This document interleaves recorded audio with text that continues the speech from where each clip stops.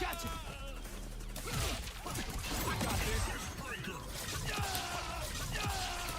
Gotcha. Come on. This is gonna hurt. Not done yet. Time to fall. Oh my God! One combo takes him out. Oh my God!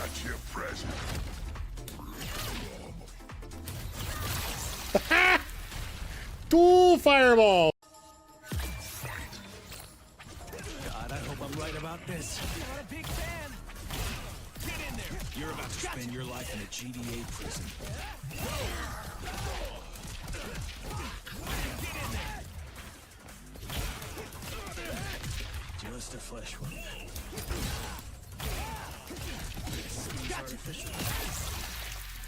No, the reason that this is so important here, that guy didn't have a chip in the back of his neck like everybody else. All right, coming through. Oh, I love a drill. I love a good old-fashioned drill claw. You were dead the day you brought us here. All right, coming through. Drill claw.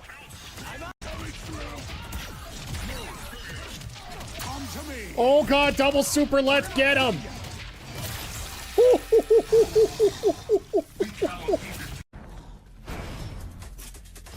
I just literally am amazed that there's this much blood and this is creator mode. Well, what are you gonna do? Sit in there forever or just walk out? My God. Holy Jesus. We're going into an alien movie. You gotta watch when you're playing this game. When you got your little combo meter on the left, it'll actually tell you how much you... Like, you don't have unlimited combos like in some games, right? I got you. Any more? Yeah, that's enough of that. Here's a solution. Oh, that was a tag. I'll take that tag off. All right, I have no idea about the story, so... Gotcha.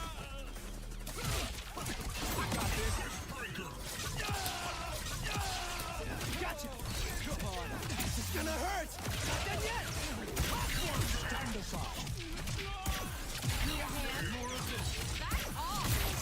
Oh my God!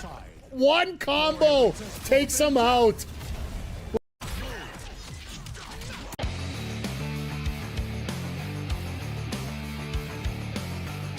Quick cover. Reversal.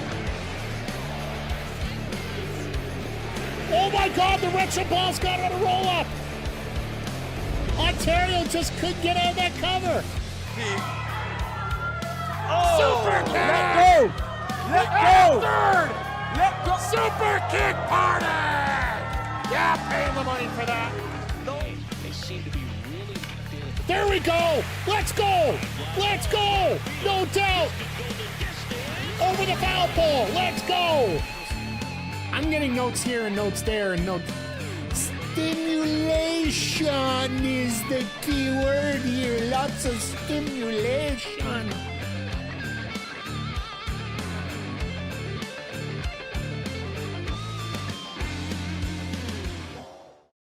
Hey, yo, and away we go. And hello, everybody, and welcome to the Mike the Rev Twitch stream. Welcome to Backbreaker Video. Welcome to the AEW Dynamite Sidecast. And welcome to the halfway point of July. I know I'm shocked a little bit myself here as this month has literally been flying by. Like, so many things going on and so much, so many good things, so many bad things, so many other things. A lot of stuff going on as we've been going through here. And once again, everybody, thank you for being here. Always appreciate you being here. I'm wearing my Team Canada shirt for two reasons. One, it's breathable. So the fact that, it's right now it's plus 26, plus I have no AC in this place. So What's up in this his house? Hey, Andre. Look at where is it here? There we go. Fellow Backbreaker video member here, and while he's in here, and before I forget, which I'm always great doing it, if you are watching on the YouTube channel, or if you want to go check out the link to our YouTube channel, coming up this Friday, Andre and AWS have an interview with Love Pro Wrestling and RCW star Nasty Nate Nixon. I am really looking forward to this interview because Nate has, he might not know this or not, but he has a lot of history in one of the Nasty Nate. Sorry, let me get Nasty Nate Nixon. That's why I grew up. He has a lot of significance to the growth of this channel and a lot of the twists and turns that have gone a long way in this channel. So, one of these times I will break it down for you guys, but essentially Nate is the reason. Oh, he still uses the Nixon. Okay, cool. We're good. Nasty Nate Nixon is going to be there. But yeah, make sure you check that out on Friday. The link's down below. If you are watching on YouTube, just hit the subscribe, hit the bell. You'll get it right when it drops. So, yeah, it's going to be a lot of fun. Hey, Nats, how you doing tonight? Good to see you. Yeah, good to see everybody here. We are here for the era of Omega. Now, I get that a lot of people are... I know there were some people that were a little upset the fact that MJF was taken off the main card, or the main title match. Oh no, Nats is here. Everyone run away. Hey, Andre, you better be careful here. Because hang on, both you and Nats are both on Backbreaker Wrestling tonight. So he got to stay right where he is. Quick preview for Backbreaker Pro tonight. We have 2 matches in the pages, Nick. No, it's just a singles contest tonight. You're actually in a triple threat. We're not doing the tag yet. I'll be God honest, since we're not in the show right now. You guys will be doing a triple threat at the Crossroads PLE, or Crossfire PLE, sorry. Nima Bell. Hey, it's going to be for the titles. It's going to be the Retro Balls. It's going to be Game Time Will Jackson and Hoju. And it's going to be the North American Connection and a triple threat for the titles. We haven't figured out what we're doing for a singles title yet, but tonight, Andre C and AWS are going to be taking on Team Out of This World once again to step up their rematch.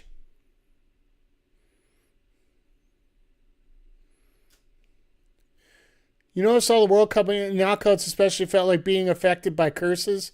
That's suing Miku Kurusi, the one World Cup song, the VTuber one, the Speed Curse. Felt like Danhausen might not be enough to handle so much curses happening in the World Cup. I hate phase. I get it. Simply put, found out if I drop the screen. Oh, there you go. I knew that all the comments are there. It's just, I put the comments on the bottom just because I didn't know where else to put them. Technically, we're not, up until about 6 months ago, we weren't allowed to put comments up, period, for multi-streaming. So, as we're opening up, they are in the MGM Grand Music Hall in Boston. Once again, the home turf of One Different Styles in the YouTube chat. I just think that I'm just happy that England lost, because if you didn't see my post on X today, England soccer, England football, is the Toronto Maple Leafs of world soccer. They are the Dallas Cowboys of world soccer. They're the best team that can never win. They're the best team that can never win. And yeah, Dallas Cowboys, absolutely. Like what Cowboys last won in 93? The last time the States even got near anything decent in soccer would have been 90. Was it 2002? They've never gotten anywhere. What am I saying? Oh, England, sorry. I was not talking about the States here. The last time England won was 96, wasn't it? 96 or 70s. It was a while ago. USA won in hockey and all that matters. Oh, sorry. I'm pulling this out already.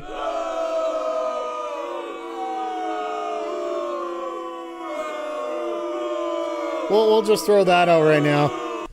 But yeah, it just seems like there's a lot of weird stuff going on. Like, if you guys didn't get a chance to watch the game today, I didn't get to watch it, but I was looking on socials for highlights. And yeah, England had it right up until the 75th minute and just fell apart. What a shock. Jack Hughes, you know what? I don't mind Jack Hughes. It's those Kachuk boys that, need a proper spanking. They're starting with a tag title match that just got announced an hour ago, folks. They literally announced this an hour ago. And when Tommaso Ciampa was doing local media for this show,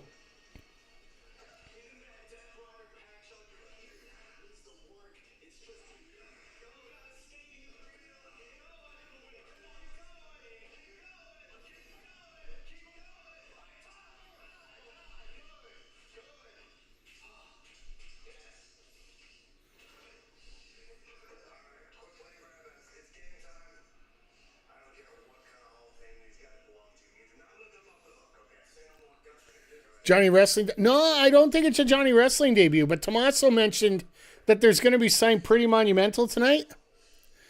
Could you see a Stephen Farrelly debut tonight, maybe? It is Boston. Boston. I'm trying to get the all in there. Austin.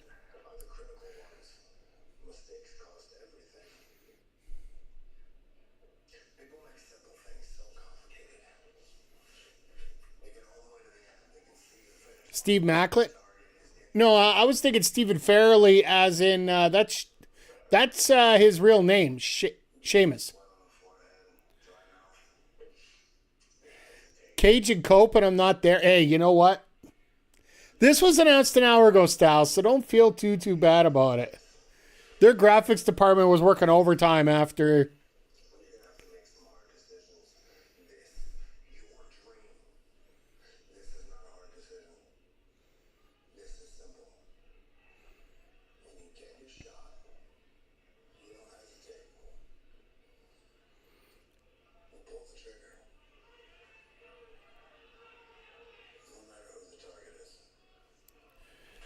Sheamus said, no, he doesn't.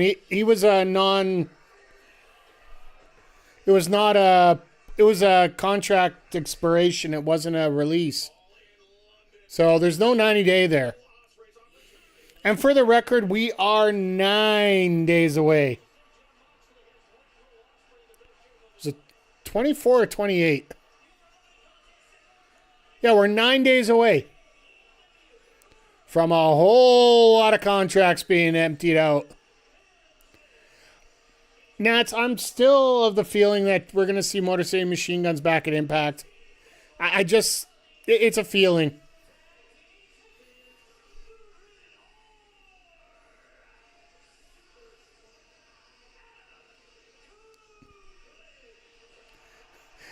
It's like Cope just wants to get past all that friggin' intro and just go. What was Santana's announcement today? A YouTube video. I pretty much expected that. A Man of the People YouTube video. I didn't get a chance to watch all of it, but he just showed that he was just a man of the people. So, just tour the community and whatnot. And it wasn't too crazy, and I didn't expect anything over the top. I don't see him here. It would be shocking to me if you would see this crowd ain't singing. 8,000 miles, 30. You fucking cut off the sign. They want the... You fucking idiot. Sorry, Mansuri in the truck. You bailed on that one.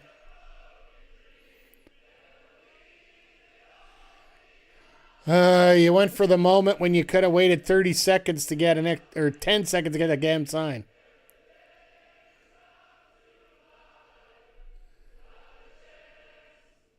Should have an idea. No, Styles, the difference between what happened with Sheamus and what happened with everybody else, when you have a contract, you have a contract to set date. They didn't terminate his contract. They just didn't re-sign him. That's why he doesn't have a 90-day.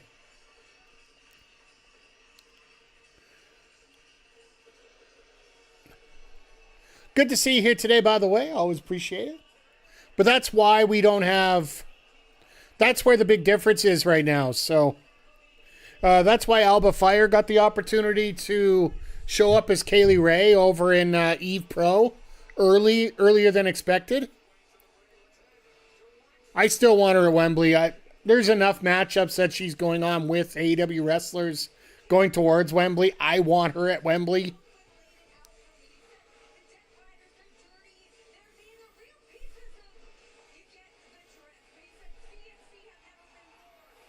AEW's coming to Virginia in September. Absolutely. You know what? Go.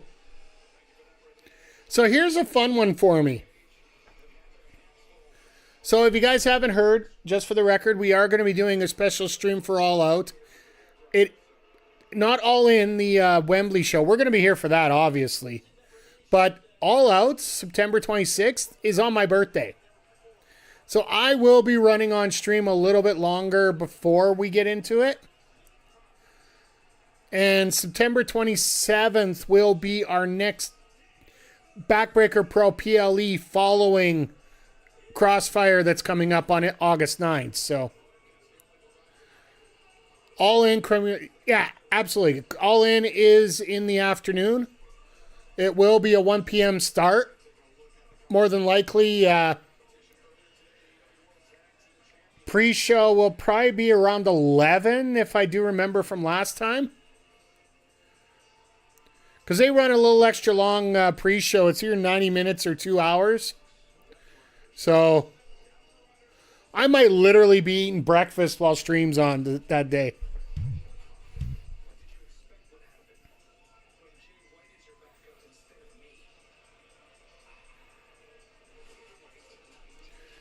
Won't fall asleep like I did Forbidden Door. Yeah, fair. But, the only thing that I find disappointing, I couldn't get the days off for Full Gear that they just announced November 14th. So I will be there. I might be late to the start, but I will be there for the show. The thing that sucks for me is I'll get no sleep, but then TNA's here for Destination X the next day. And I'd like to go to that, but my sanity might be worth hanging out at home, but... We'll see. Had to watch the main event the day after. Yeah. You know what? When you're a little low on energy, sometimes it's better to watch the main events later anyways, so.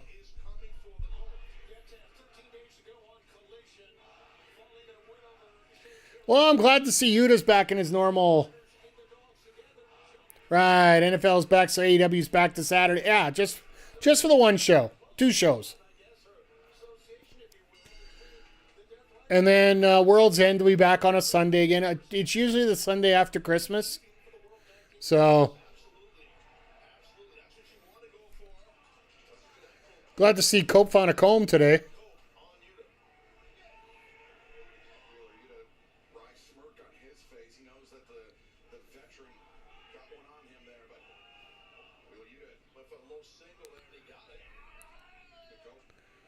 So yeah, just a reminder, yeah, we will be here for Redemption here on the 27th and it is an earlier start, 1 hour.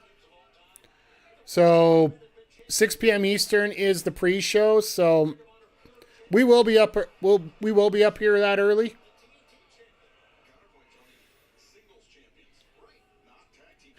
And once again, everybody, thank you for being here. just before I got on, I noticed like 4 or 5 of the bigger AEW streamers. I only say bigger because they got the smarts and the technology to get the clips together, and the more so the knowledge and whatnot, stuff I got to learn. And a lot of them had to bail tonight.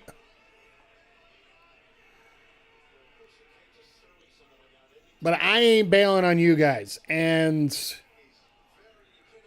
you guys showing up just makes it that much more worthwhile. So once again, thank everybody for being here.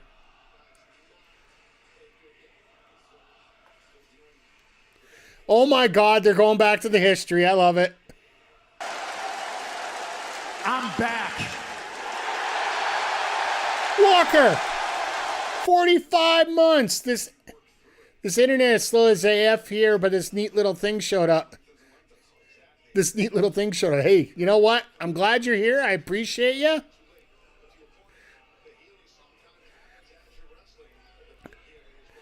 And I love Frosty Tools giving a nice little compliment out. So, no, Styles, no, I thank you for being here. Oh my God, is Christian going to dance? Christian going to dance? No, he's going to show 2 birds. Yep, there we go. I had a feeling that was coming. Christian's going to break a hip if he tries to dance like Garcia did.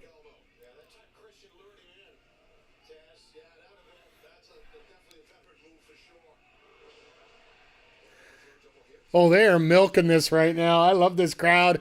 This crowd's fired up, and you're going to get a good crowd for, I got to say, probably most of the night here tonight. I don't know if they're doing a double taping tonight or they're doing one tonight, one tomorrow.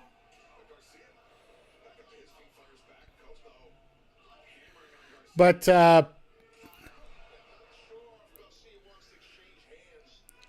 with the fact that Monet's from here, Ciampa says there's something big going down. So I've heard rumors, and yes, I know it's SRS rumors as well. So, okay, chat attempt 2 to see if it doesn't stall up the stream on my end. Oh, fair enough. Mr. McGee, good to see you here tonight, sir. Appreciate you being here. Appreciate all of you. Like, everybody just flying in here like nothing. Like, the era of Omega is a good one for everyone, sir. As we go into our first picture in picture tonight. Nats, just one correction from earlier. I'm not going to do a sidecast for Maple Leaf Pro. Unfortunately, fortunately for me, I get to watch an hour before the majority of the people that are in my chat. For those that don't know, Maple Leaf Pro Wrestling is making their debut tonight. It is going to be at midnight Eastern if you're in Canada, because that'll be on TSN. And my AEW, it will debut at 1 a.m. Eastern after the conclusion of the show there. I'm not sure if I'll be here long. I have a 6-hour drive to Montreal. Hey, you know what? I appreciate you here no matter how long or short you're here tonight, sir. Just like Nats is hoping that your title reign as tag team champions is quick and painless. Because they hope to take the titles back. Which, by the way, I'm probably going to do it formally next week, because I want to actually see if I can get a graphic done. Your next tag title defense will be at the Crossfire PLE on August 7th. Or August 9th, sorry.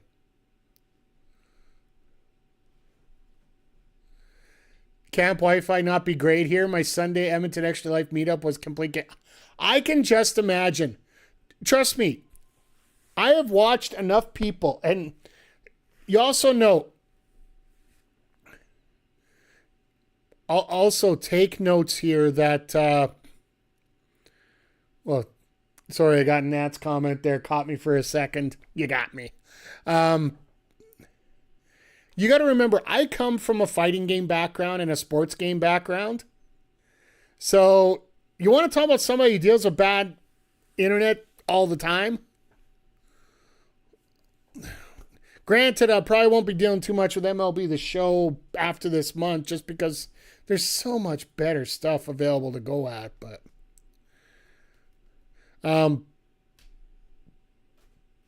yeah, for Crossfire, we are going to have a tag team title match as well as a BPW World title match, which will be the semi-main for the night. At least I think it'll be a semi-main. I'm still contemplating whether we're going to put a third match in there or not. Outside of the tournament matches. I think the tournament matches will be enough. Because we're going to have 6 of those matches, 2 title matches, and then the Inferno match main event for the Empress title. Yeah, if I didn't make it clear, the main event for the person who's going to win the Empress title is literally going to walk through fire to get it. So, oh my God, look at Cope's face in this headlock. He sends his eyes in about 12 different spots there.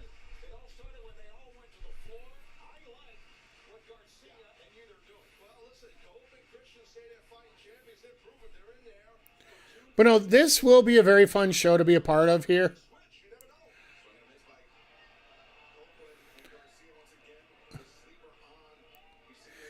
I got a question. Did Cope forget his gear?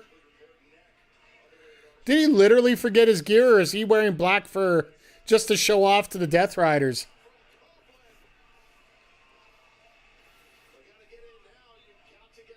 Like both Cope and Christian are wearing, like Cope's wearing jeans, and it looks like Christian's wearing cargo pants.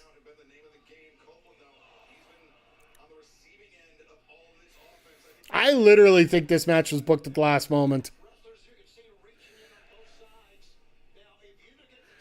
And Cope just literally did the number one rule for a wrestler when he goes to a show. Always carry your gear.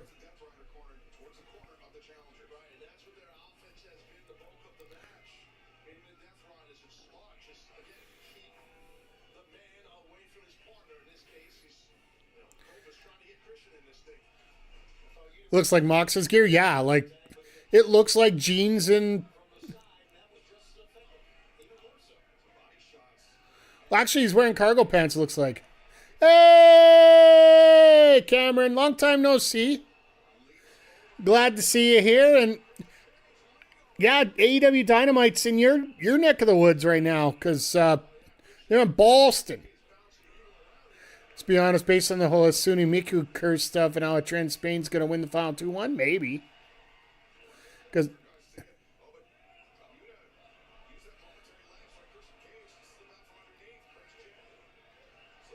eventually lost 2-1. I'll be honest, FaZe, I don't know a lot about the Asuni Miku curse.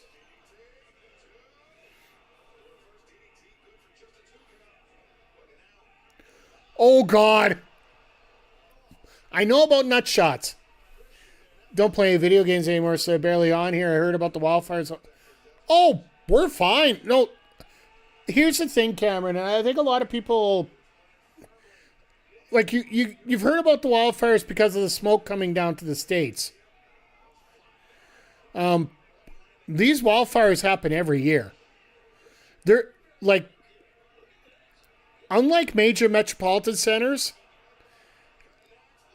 Canada has a lot of wide open spaces, and naturally in a forest, you'll hit a lightning strike, hit a tree, it'll set it on fire, and then you'll get this big fire out there.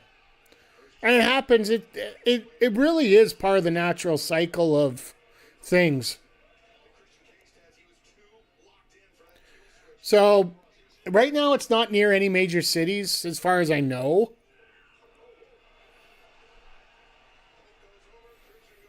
But I appreciate your concern, and thank you for that. Our sky is yellow-orange from the smoke, yeah. Hella smoky, yeah. That's what for the last 4 or 5 years we've had that over here.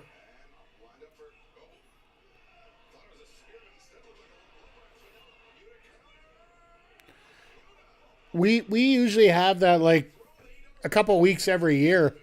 This is like one of the first times we aren't getting it. The only problem we're having right now is the fact that, while in Celsius terms, it's 26 right now. So it is hotter than hell. Ontario actually has the worst air quality on the planet today. Well, normally with the Leafs, you have that all the time.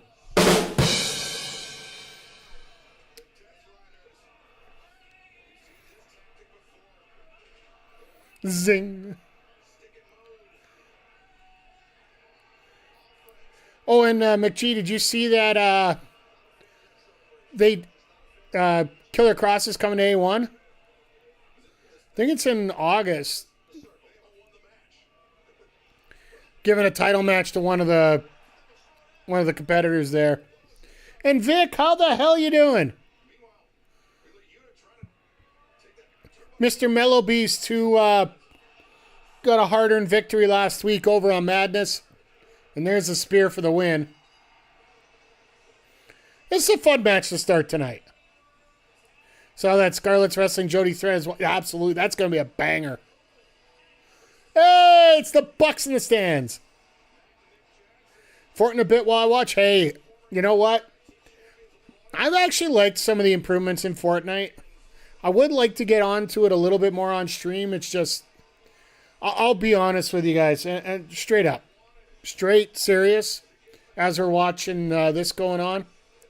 I had full intentions of planning streaming Sunday, Monday. I wanted to get more streams in. It's been almost plus 30, no AC, and when you're working in that all day, it just kills you. Like, you could take a hot shower to clean your, like, to get the bleh off you. You're just spent by the end of the night.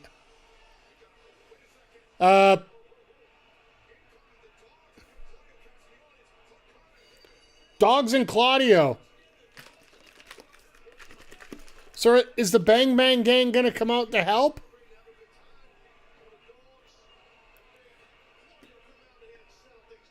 So when does the New Day come out? Like I said before, 9 days. 9 days. So we're not actually physically going to be able to see them until the pay-per-view.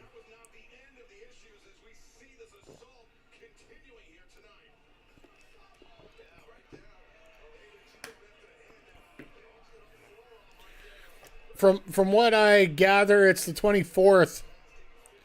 I know if you ask Google AI, it says August 1st, but Sheamus have a 90 day? Nope. Nope. He is Stephen Farrelly, and he is ready whenever he wants. And he has literally called out anybody that's trying to say he's anything else. He is Stephen Farrelly now. Which actually sucks in a way. Oh, he's always been jacked. If you're not wrestling, you might as well get in the gym and work, right? If you're getting paid to wrestle.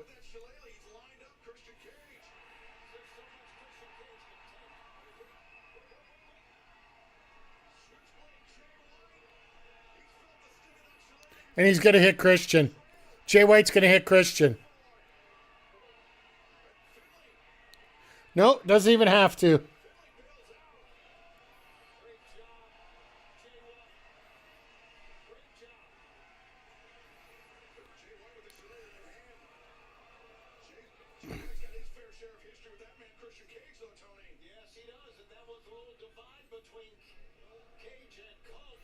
No, he wants to give... He's going to give Christian the shillelagh.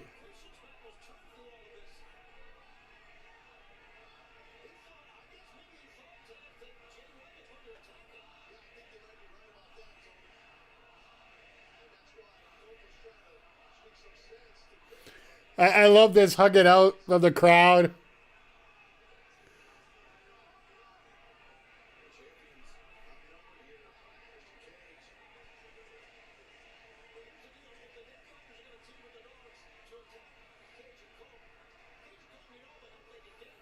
That's about as much as you're going to get.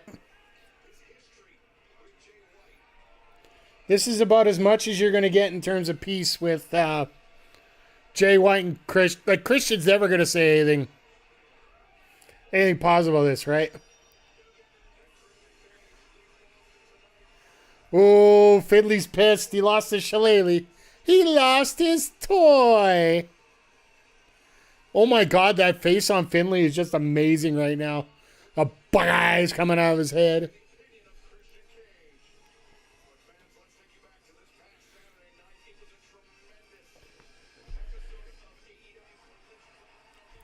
I appreciate how they're pumping Collision right now, but...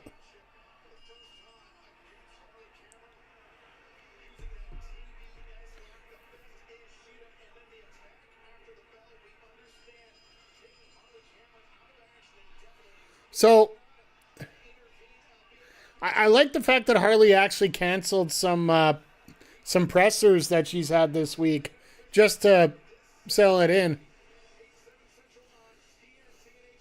Well, Sheeta's getting to work again.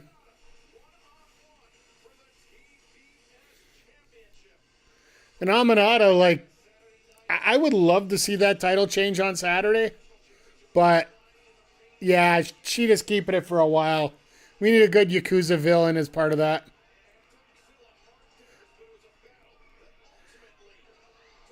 I love this. When it comes to Bayley and Davis, like, it's the prototypical, yeah, Bayley can hit him with like 2,000 kicks. Davis just needs to come up and hit one shot.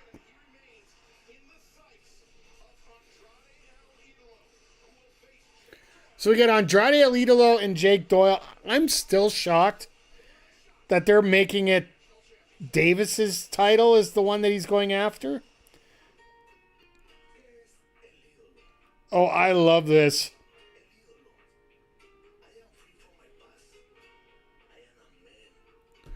So, if you don't know the background behind this video, the St. Petersburg travel board, the ones that bought the show last Wednesday, they actually paid for 2 promos, one with Andrade and one with Tekla. And now AEW is just taking that... like, they literally... The one you saw on Saturday, they literally just dubbed the different words over it for the promo.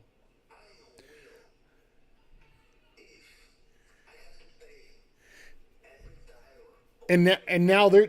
That's how you milk it as a carny. That's what you gotta love.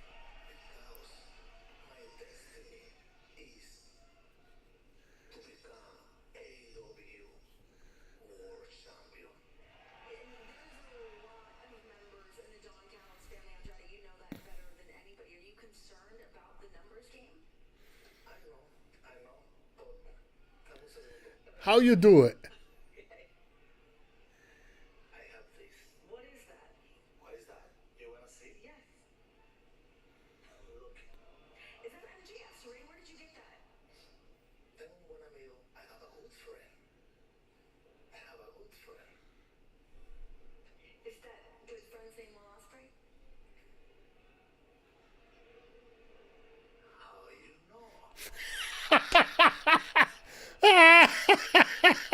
So they never actually gave the ring back to MJF.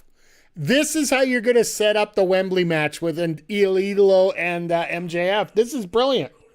I talked about this right after the loss of MJF to Kenny Omega on what do you do with MJF now? Like, apparently there's a report from SRS saying that MJF is going to be taking some time off, which he needs to regroup and recover.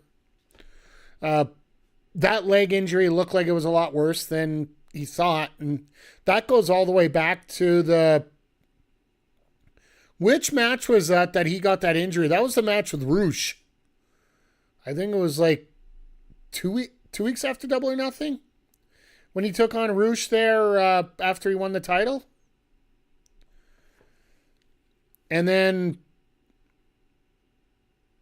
yeah, he's been working with that ever since. So you can actually do this Don Callis run through for a little bit here, including, I would assume, if you're not going to do Davis and Idolo at the pay-per-view, maybe do Fletcher. Maybe pull that El Idolo Fletcher card early. it wouldn't be the worst thing in the world to do right now. Takeshita's over in the G1 right now. By the way, best wishes to Shota Umino, who was here for Forbidden Door. Unfortunately, due to a concussion and other injuries, he had to pull out of the G1 after the last set of matches that they've had. So unfortunately, he had to be replaced. I think they replace. I didn't read the whole presser about it. But yeah, unfortunately, Shota Umino is on the shelf now, and sucks because he had a lot of potential in him. If you don't know, he was Jon Moxley's young boy in New Japan when he was there. So we got to learn under Moxley, and as we have seen, working with Moxley is a whole lot of gold for you in terms of what you do with him there, right? Thought it was gimmick? No, he literally was pulled. I think things have gotten a little more serious with the New Japan doctors after what happened with Sari with the Stardom doctors. If you didn't know, Sari was actually cleared by the Stardom and Bushiroad doctors to fly over to North America to compete in the Owen Hart tournament inner quarterfinal match against Sky Blue. Unfortunately, when the AEW doctors looked at her, they're like, there was no flipping way you should have been cleared. And then we ended up with Maya World, and we just went from there. So, and as the proverbial saying is, everything else is history.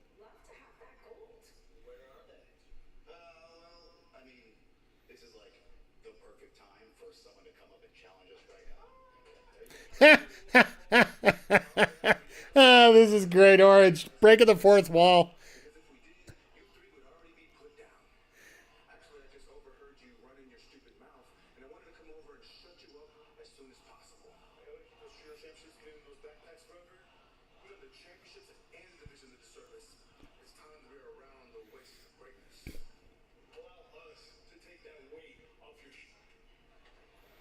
Ooh.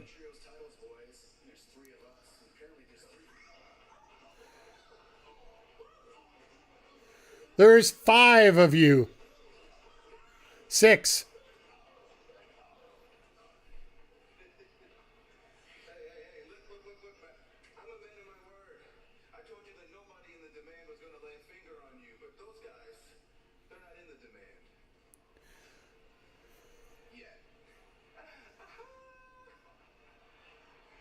So Lethal Twist is going to get the next shot? I don't mind. I don't hate it. It is a Collision storyline, so you do use a lot of Ring of Honor wrestlers to fill up the Collision roster a lot of the times. That's basically where they get their shot to move up.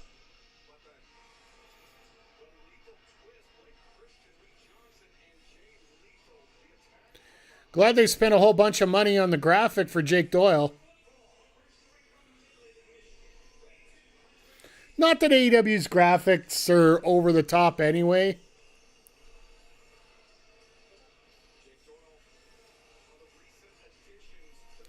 Let's hope he doesn't break his shoulder in this match up here. This should be, in all seriousness, this should be a lot of fun. With Andrade taking on Jake Doyle here. Oh, the girls around ringside are going to be upset.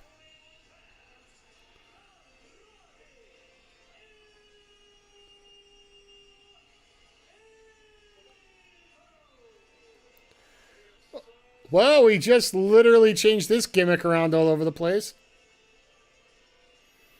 Ha! Oh, he's got the ring. I can just imagine.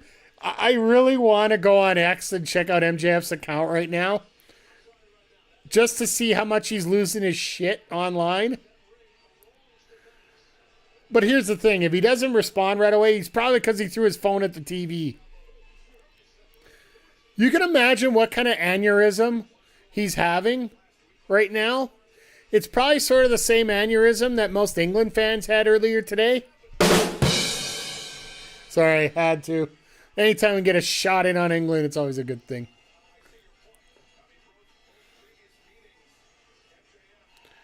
Reminds me of like the how the Cowboys treat it like they invented football or something. So,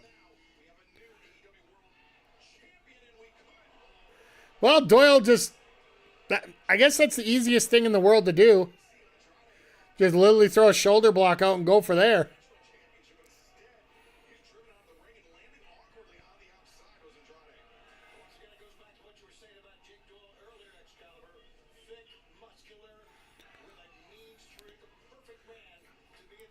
Yeah, the man formerly known as Jake Something. I'm glad they gave him the Jake Something gimmick. Don't get me wrong, it's all right, but when you're trying to get over as a serious tough guy in AEW, you want to go with an actual name that's a little different than that. Because you want to talk about the wrestler, not about the crazy name.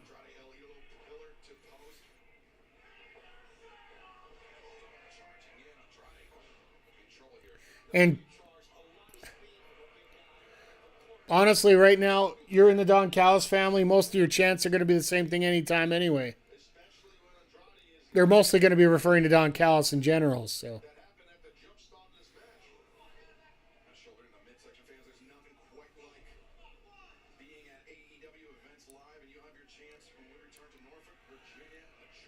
But yeah, this has been... All right, so yeah, they are going to Norfolk September 16th, just like you said, Nats.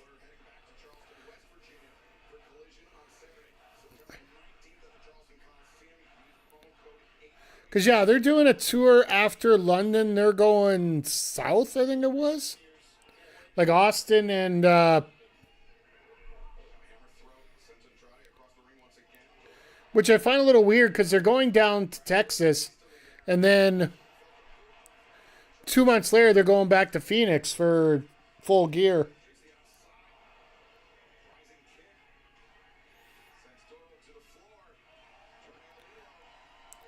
But one thing oh God, there we go.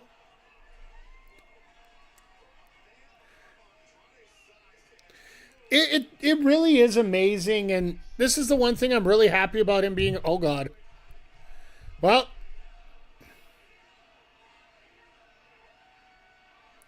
ha! Just saw about the wildfires? Yeah. Here's the funny part. It's all normal for us up here.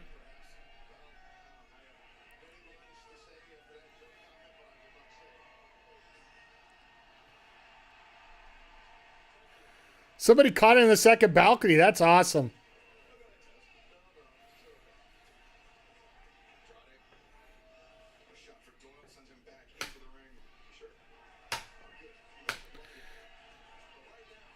I love the shirt they're going for. He's trying to get the chant going regardless. I'm assuming you're talking about Canada, FaZe.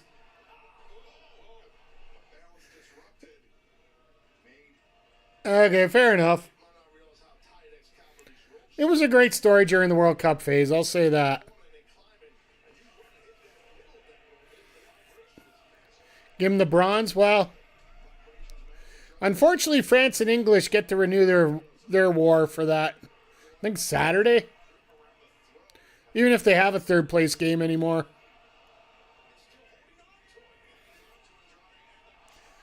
All right, well. Andrade's dead. We knew that was coming.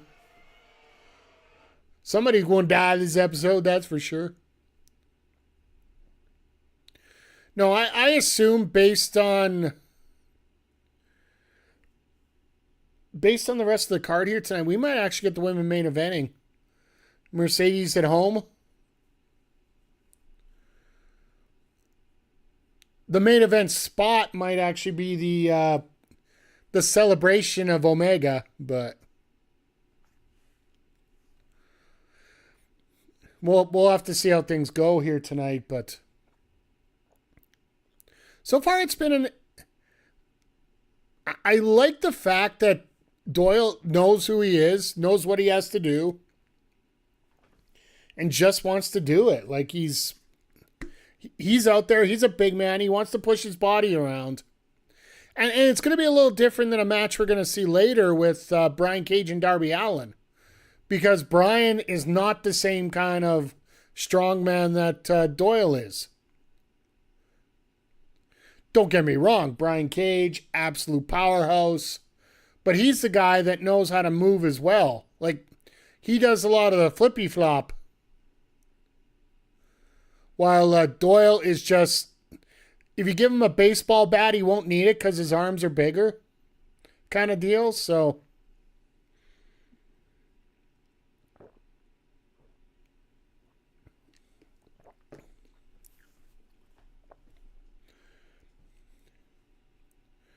but yeah, I'm really looking forward to where they start figuring out a lot more for Redemption here.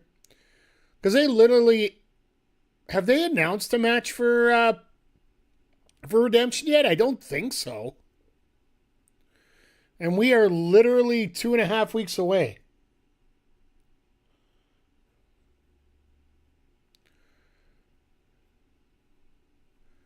I assume, like, the talk I'm getting, the talk I'm hearing, is we might be going Kevin Knight and Kenny Omega in Montreal.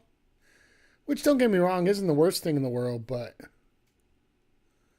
personally, I would go for, I still say Okada would be the better one there. Because I know that, you know, those very wonderful insiders, a.k.a. Meltzer and Alvarez, talk about how the ticket sales are so poor in Montreal. Let me lay the land to you about why ticket sales are poor in Canada in the summer. Maybe you can't figure this out. And by the way, I'll go back to the wildfires in a second, Vic. Sorry, I faded off there for a sec. In the summer, we are stuck behind.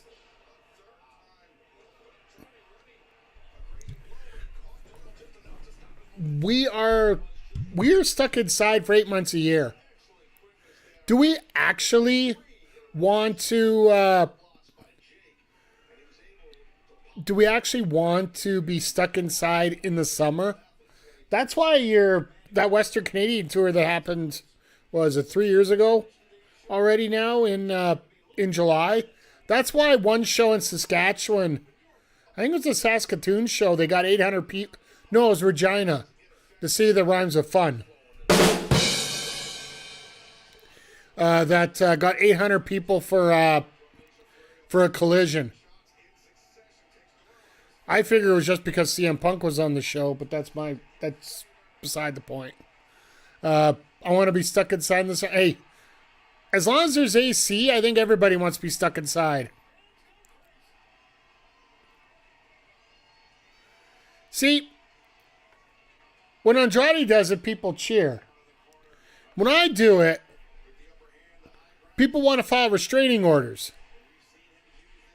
So I don't get it. And before you ask, Chad, I can't do it on here because it's terms of service. You can't be without a shirt. Just a much needed cold shower, yeah. Well, we know who MJF's going. Yeah, that's what I was talking about earlier, Styles. The fact that Andrade's got the ring. There's only one way he's getting it back, and that's going through Andrade, right? So I totally expect that to be the Wembley match. I've said that for a month now. It was confirmed. Well, part of it was confirmed when Omega won the title last week.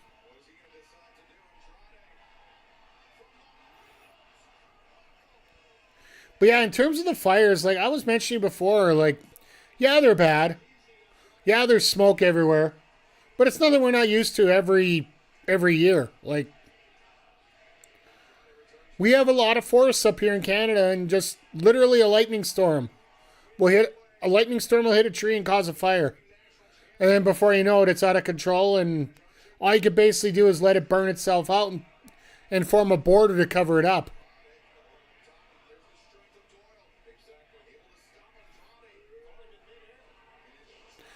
God damn, that was a power bomb. Shout out to El Idolo with his abs, too, for that. Because, you know, you got to do a crunch to get up there, too. Doyle's one of the few people that probably could get you up on his own. But anything you could do to help?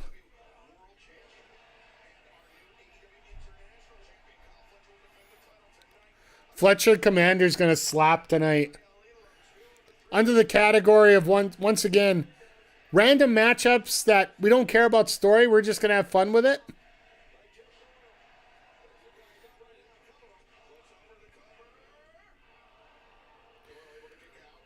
And Commander, the fact that he got his visa issues resolved. Which I find it weird because the Beast Mortos still hasn't. I find it kind of ironic that the lawyer's the one that's still having the visa issues.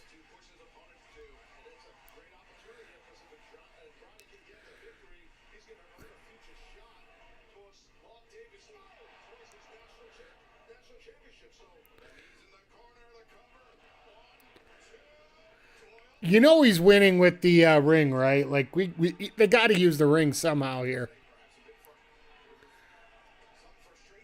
What is Andrade planning? Here's the thing, as a heel, he hasn't been able to do a lot of this stuff. Oh shit. That was a home run shot. These are all done on an individual base. Mark Davis got his sorted, but Gabe Kidd still has it. Yeah. Oh, no, I get it. It's just, I find it rather ironic that the lawyer's the one that's in AEW right now is probably the one that's having the hardest time. Gabe Kidd, well, he's also having issues, but he was around more.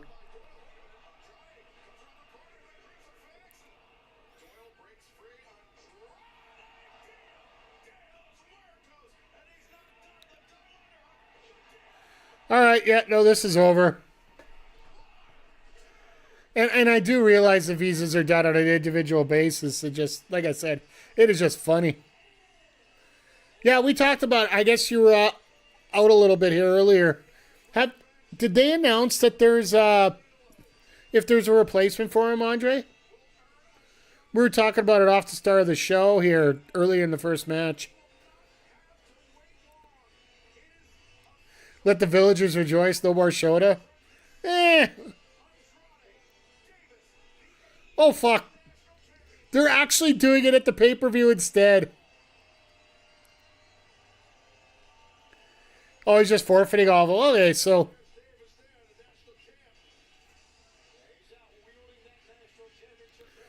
Davis getting a singles match at the pay-per-view.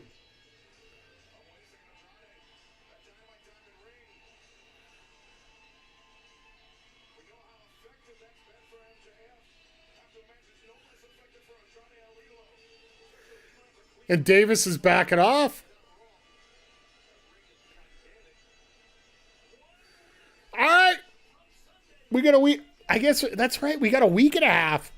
They got to start filling spots up. So this makes a lot of sense, actually.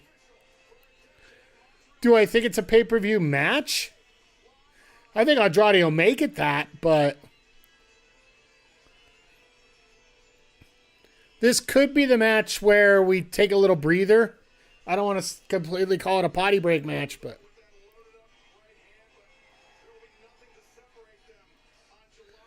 I love how the guy's trying to be ultra coy to take the picture behind these three with the camera going.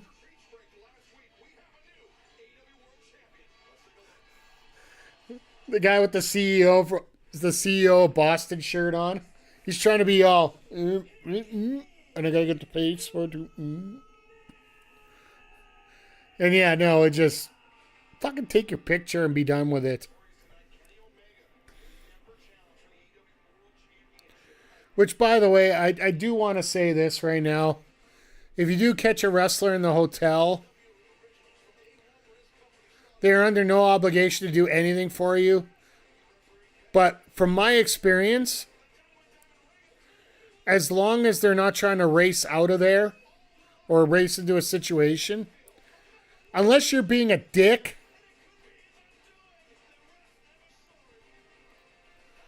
unless you're being a complete dick, they're usually pretty accommodating. Of course, there's different personalities, different times and whatnot, but this latest video against CM Punk, I'm done with him. I'm done with the stupidity.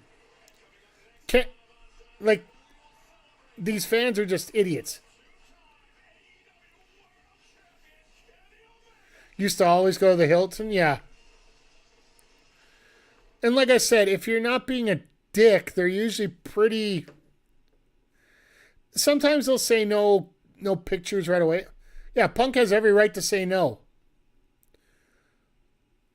And you could tell by the response after that, yeah, these guys are dicks.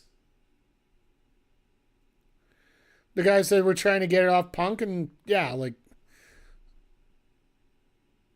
I'm very happy they're not in Vegas for Mania next year because the security there to the hotel, there literally was none. Because you literally could go through the casino right to where they are. As long as you didn't know where the floor was that they were at. Ugh. So when Ospreay beats Omega at All In, does Ospreay officially become the best bout machine? I don't think so. I don't think so. Reason being, I think Omega's going to bring the best bout for Ospreay. Like, they're going to do a freaking classic there. We all know that. When he's not at a WWE event or out doing press for WWE, he has every right to say no and just continue to be a normal citizen. Yeah. And that goes for any wrestler, even on the indies.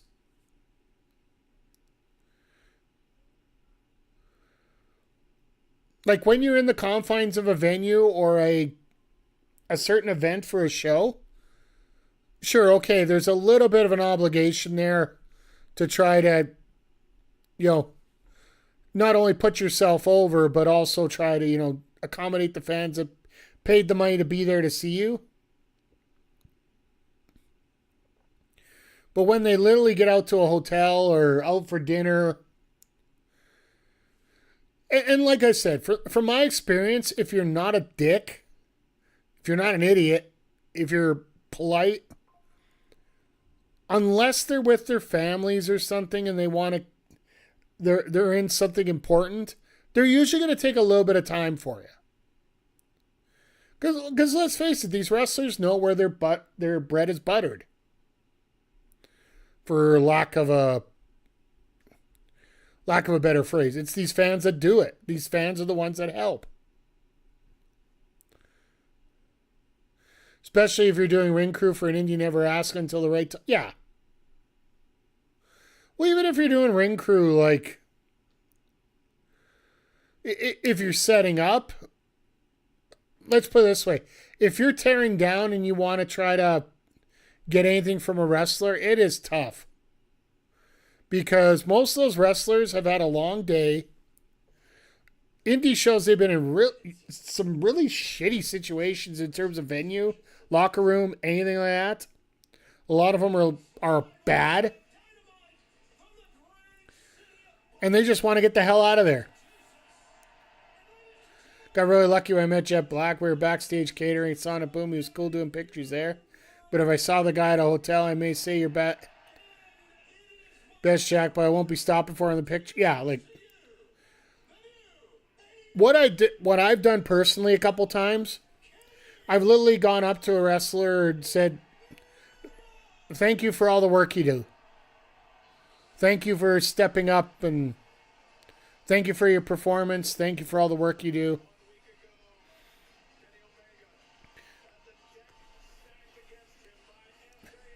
And I've actually had wrestlers asking if I wanted to get a picture. To which my answer is always, I'd love one if you're okay with that. It's just... The other problem is, and this is more, I hate to say this, and I'm not trying to pick on my U.S. friends versus up here in Canada, because we don't have this as much. up here in Canada, we don't worry about, I want you to sign these 14 hockey cards so I can put them all on eBay and sell them. Yes, there are dicks like that everywhere. But you don't see them as often up here as you do down in the States. Everybody's looking for a buck. Everybody's looking for a buck, but there's just more people looking for bucks down in the States, and not the young bucks.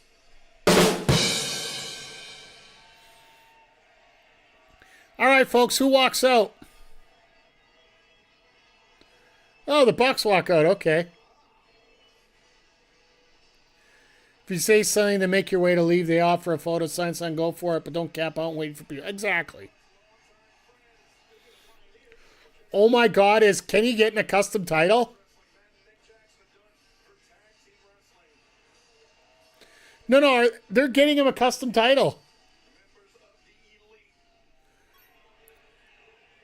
One more for the good guys. Thank you for joining us here. Appreciate you joining the Players Pit. Enjoy the food. Enjoy the company. Watch out for the punch. I think it's been spiked.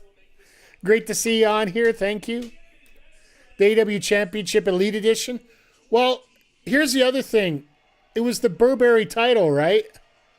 The Triple B. So I think they were probably trying to change it out somewhere there.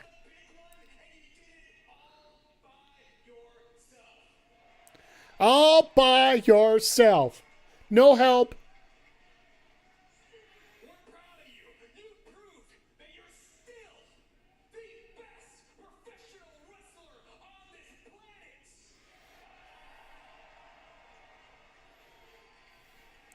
This has got to be awkward for the promo because they're facing basically the stage.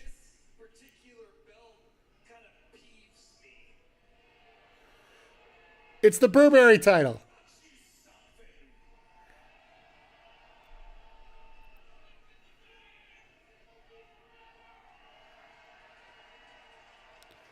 It's black. It's got Omega's plates on it.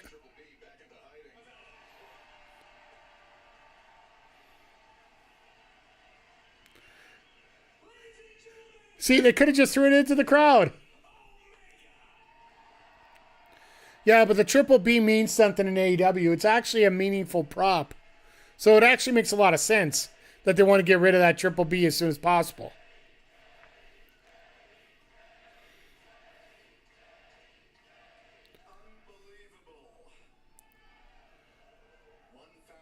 They literally covered it up. The Triple B is garbage. Well, now, hey, you know what? If you find it in the garbage, pull it out and sell it on eBay. Some moron will buy it, right?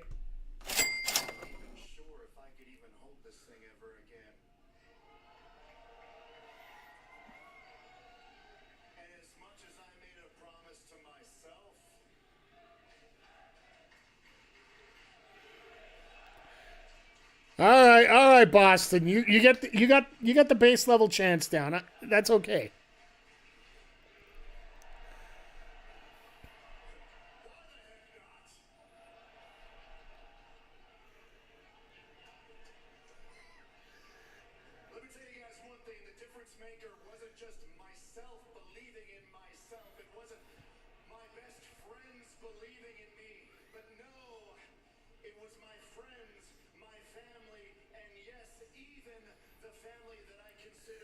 Loud. Well, they're in Boston. It usually is a pretty loud crowd.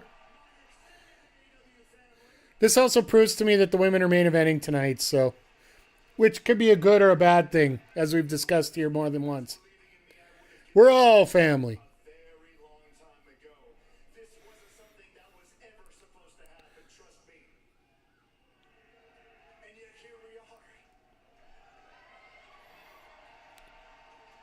Uh-huh.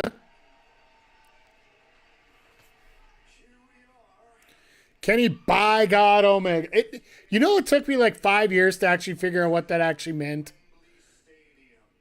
Because I didn't know about the other part of that by God, Omega. I thought it was just Callis doing a friggin' stupid chant. I truly am an ostrich in the sand with a lot of things. No, I'm great. I'm great. I hope you're having a great day as well on wrestling. Good to see you here. Thank you for the follow on X earlier as well.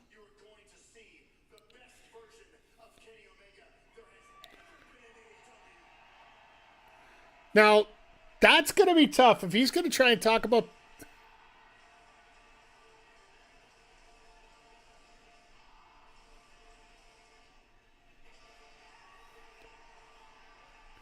Oh, we're going to get an Osprey face-off. I honestly thought we could go somewhere a different direction on this one tonight.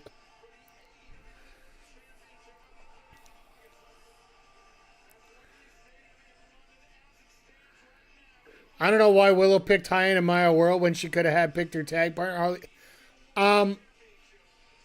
Actually, they did do a storyline on that earlier tonight, Andre. They did announce that Harley is currently injured after her match with Hikaru Shida last Saturday, after she got put into the Best Shida lock.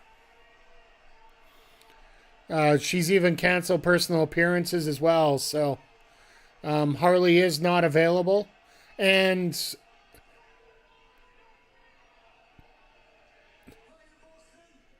was that her MJF rematch of the rumors? Kevin Knight right now is the common talk about possibly being a matchup for Redemption. I thought it'd be Okada, personally.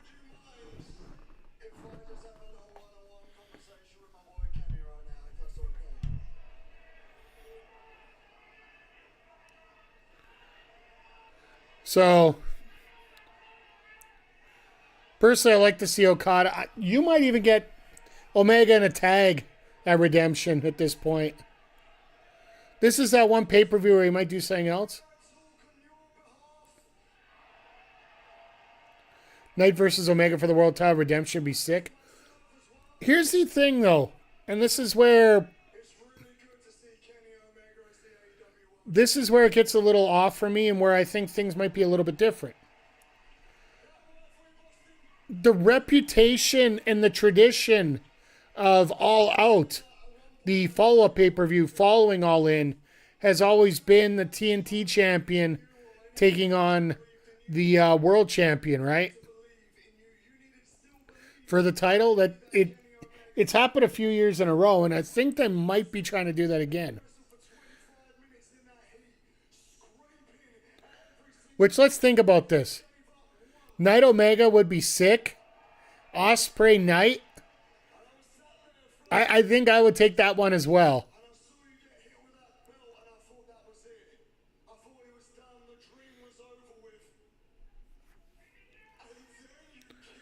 Just saw the Dark Side of the Ring with Necro Butcher versus Mojo. I saw a clip.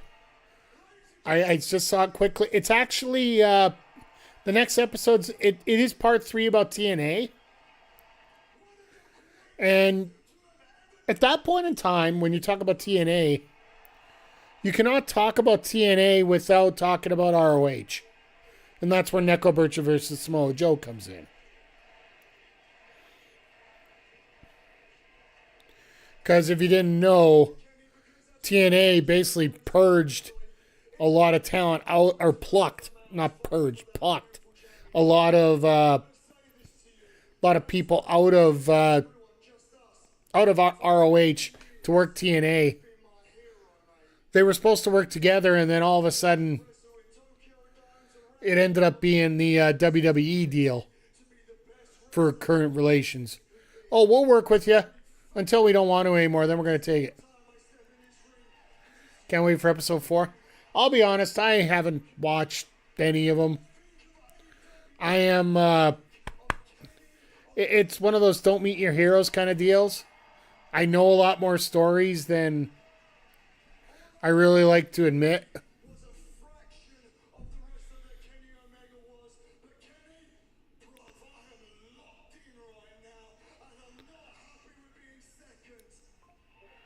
Three felt super rushed. Well, I don't know when they decided what the cutoff point was. Maybe that was the problem.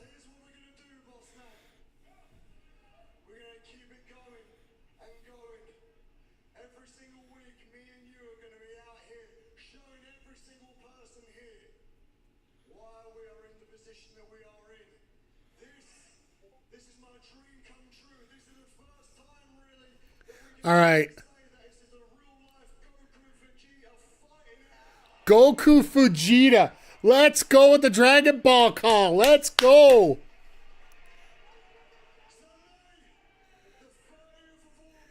If you guys didn't get a chance to see it either, Ospreay got to play Black Flag early. Yes, I do know that it's out now, but he got to play it before it came out. And all the voice actors showed up. Here he is. The rumors may be true, folks. The rumors may be true. No. No. We're not going to have this right now. I'm speaking French because we got French accent because we're talking about a damn Sean. It looks like Kevin Knight had the match against the Creator Dark Side podcast. John Pollock from Post said he wanted to do a 6-part series, but Vice only wanted to make 3. So yeah, basically they had a plan to do a longer series, and all of a sudden, oh yeah, you got to wrap it up here, boys. It's no different than the match.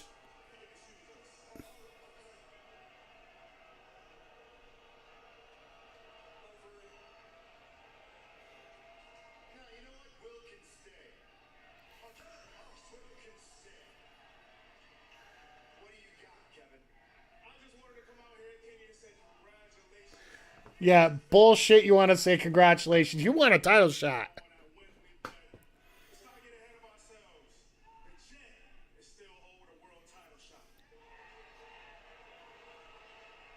He thinks he's owed a title.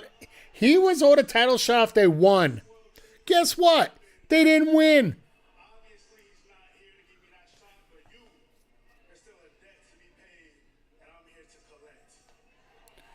Yeah, looks like we're gonna get this as main event.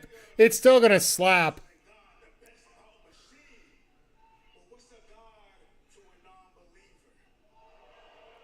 Ooh. Wow. That's a line.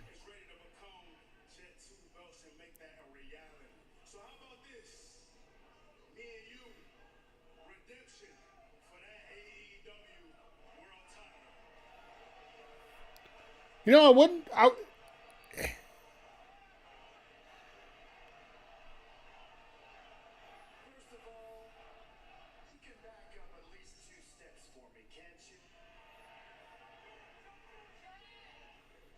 He ain't moving.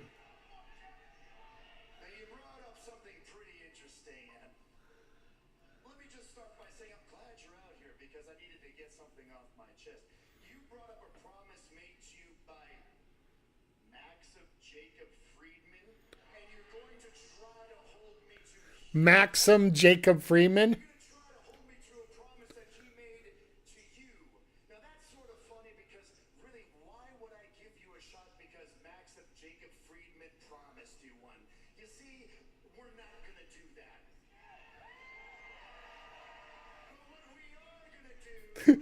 Ospreay is us in the chat right now. We're like, ooh, he's spitting fire.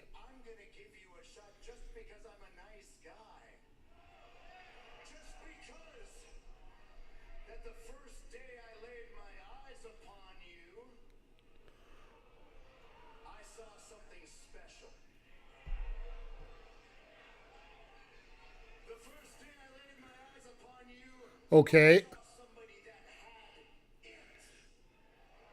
So basically, Kenny's the one that brought him in. So now this is his reward for bringing him in.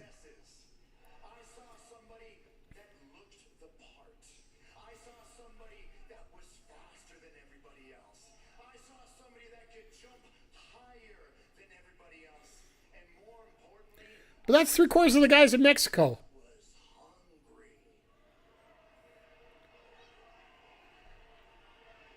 Rocky Broadnet. Well, of course, but who's in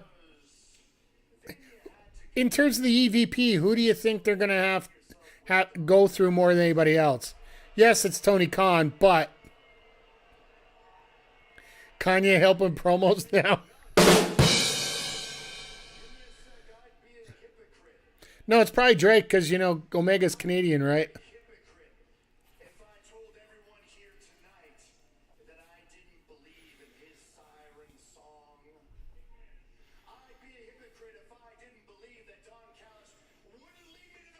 SummerSlam because trust me, 1,000 and so days ago, it was because of Don Callis that I held this title for the first time. Yeah, he's the reason that he beat John Moxley for his first title. Let's not forget that.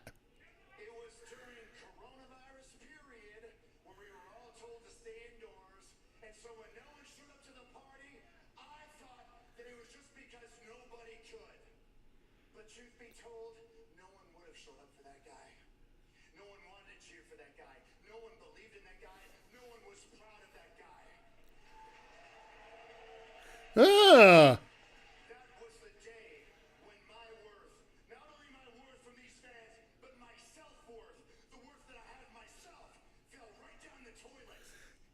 You know what? I love this. What are you doing with a guy like Don? This is the psychology of being of a face turn, realistically. And this is a hell of a storytelling. Omega was never the most awesomest on the mic, and he is really killing it right now. I'm saying the same things that Will Ospreay believes.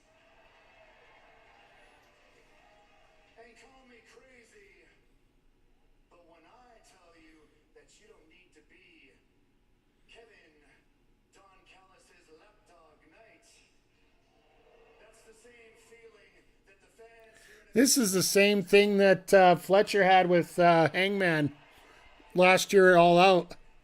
you could have done this, the TNT belt. Heck, you could even be this champion.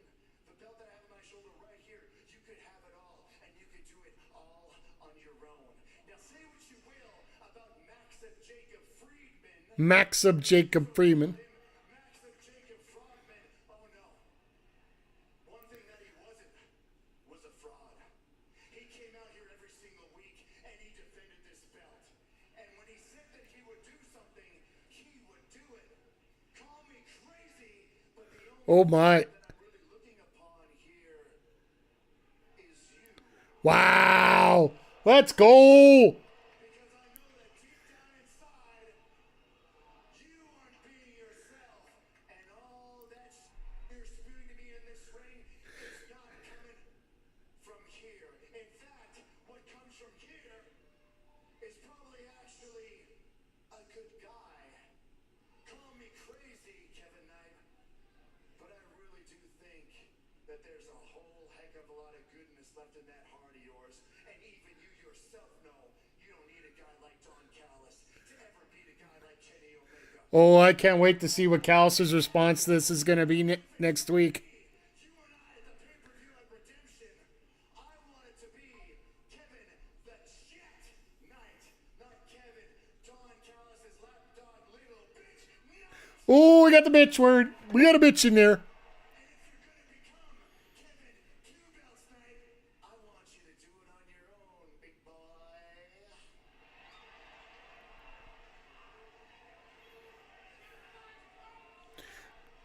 Bitch boy, bitch boy, bitch boy. Oh, they're going lapdog. What the hell? TVMA, let's go. You make a good claim. You make a good claim that I have come this far by myself. But I disagree with you with one thing. There ain't no goodness left in my heart. That's the people that always...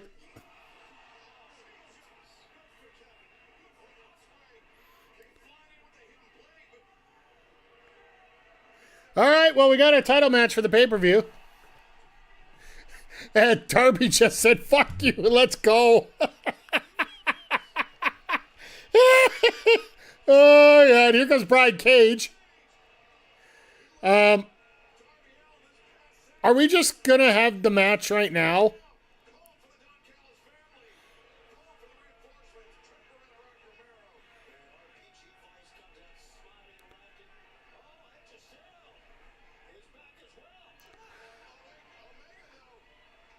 RPG Vice just got worked over.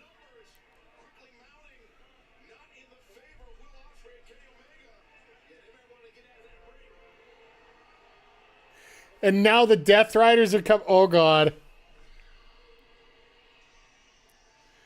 Who would have thought that the Death Riders would side with Kenny Omega.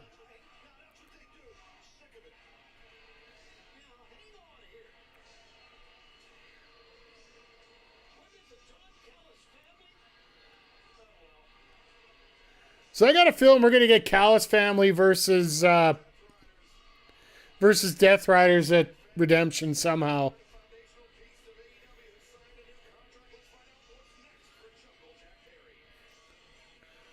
Oh, God, just stop doing the promos on Perry and actually give him something. Last week, I put pen to paper and officially started chapter 2 of my journey in AEW. Now, chapter 1 was nothing to be ashamed of. I got to wrestle all around the world. I wrestled some of the all-time greats. I won 4 championships in AEW. But I was always right on the Okay. of breaking through to that next level. Jack Promo Perry. Chapter 2 is all about. So this Saturday in Boston, I'm looking for a match. Not just with anybody. I want to give an opportunity to somebody who's in the same shoes that I used to be in. Who wants to break through and show the world a professional wrestler is Who's the newbie that he's going to take on? all about. Did you get that? See you Saturday, Boston. Now,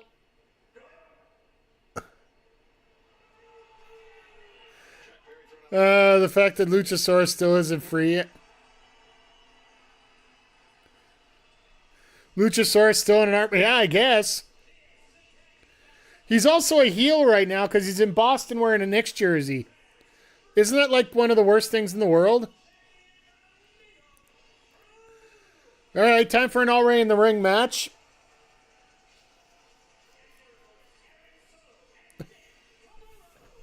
Oh, God. I feel so bad for Aaron Solo. Like, every time I see him now, I just see failure after failure after failure. That Kenny promo was good, but couldn't have gone to... That's the thing with Kenny promos, period. And MJF is almost the same way as well. You can cut him down and get him tighter, but that is also a difference. Luchasaurus is so good on... Yeah, he absolutely great. Oh, by the way, Aaron Solo, responsible for one of the funniest endorsements that's come out this week on social media. If you haven't heard, there was a little story that came up about...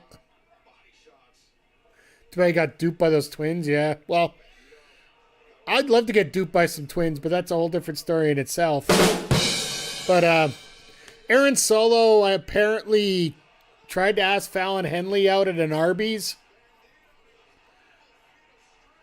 Which you could take the roast beef jokes anywhere you want on that one. That's just... But this week, Arby's actually... And Fallon absolutely said, no way. Well, probably not that hard, but, you know. Met my ex-wife at an Arby's. Let's go! Love it, Arby's. Take the roast beef jokes whatever way you want on that one. But anyway, Arby's literally sent Fallon an extra, like a little swag package. Shirts, hats, an entire outfit she could wear on Friday if she wanted on SmackDown. Yeah, it was pretty amazing.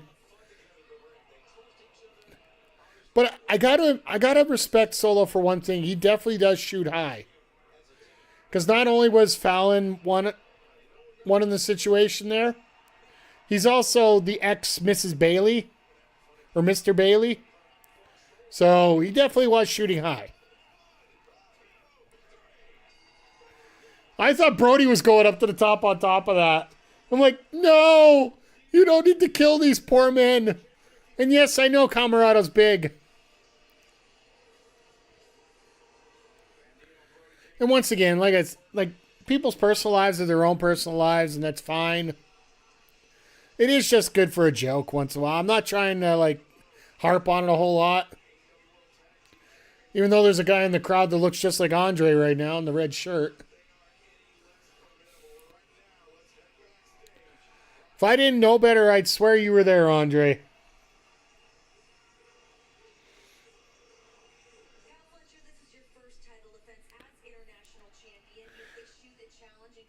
Yeah, there was a guy in the crowd that looked almost like you. Bald, muscular, got the goatee.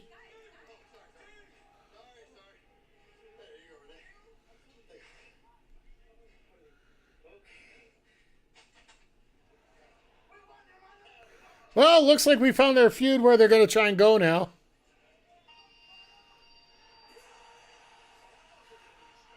Well, there goes your promo time, sir.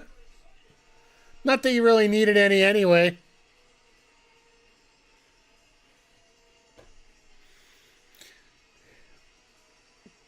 Kyle Fletcher Commander is going to be a fun match. Protostar!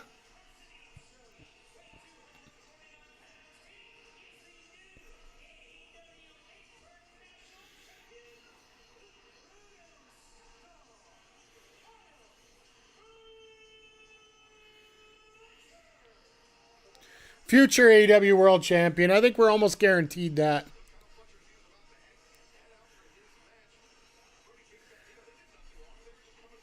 Respectfully, do you think Fletcher takes the title off Ospreay? I think that's where we're going. It might be a while, but we're probably going to get that, right? And Andre, you're right on the point there.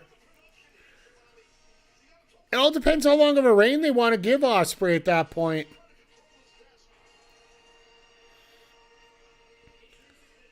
I would love it to be in Grand Slam Australia, but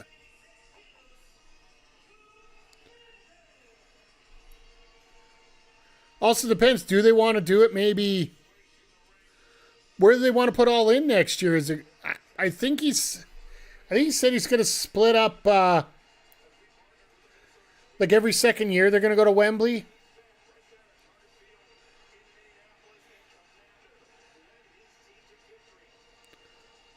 But we expect so many big things to happen next year with AEW. Like, and once again, like as we're going through here, folks, thank you for being here. Mr. Zodiac, good to see you here. Fletcher's crowned AEW World Champion, Double or Nothing 2027. You know what? That wouldn't surprise me the least. If Double or Nothing is rumored to be that extra special show where they're going to have, like, basically the equivalent to Mania Week. Or, sorry, not the equivalent, the replacement. Thanks to Saudi Mania coming up this year. But Zodiac, I hope you're doing well tonight. I hope you're nice and limber. I hope you're stretched out.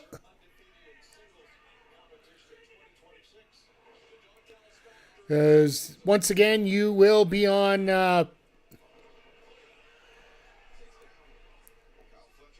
you will be on BPW Evolution tonight. How's Dynamite been? It's been a fun show. We got one confirmed and one pretty close to confirmed match for Redemption. With Andrade El Idolo going to be taking on Mark Davis at the pay-per-view for the national title. We're also going to get... it looks like we're getting Kevin Knight and Kenny Omega for the world title as our main event. So the rumors were true a little bit. Cope and Christian defeated the Death Riders Jr., Wheeler Yuta and Daniel Garcia in a tag team title match to open the show. Dogs came out. Claudio came out. Bang Bang Gang came out. Sort of made peace and made up between Christian and Jay White. I don't know if it fully happened, but...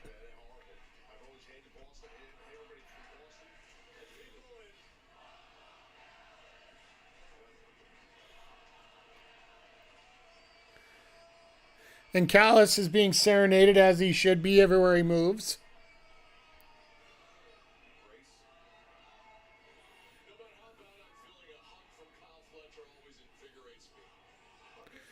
Oh, God.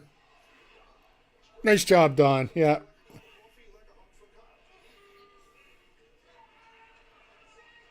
This reminds me so much of Davis and Speedball from Saturday, where we had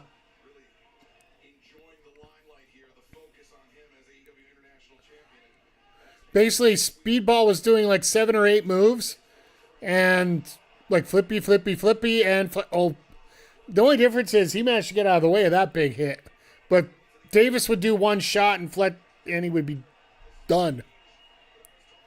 Crowd's been hot, so things have been good tonight.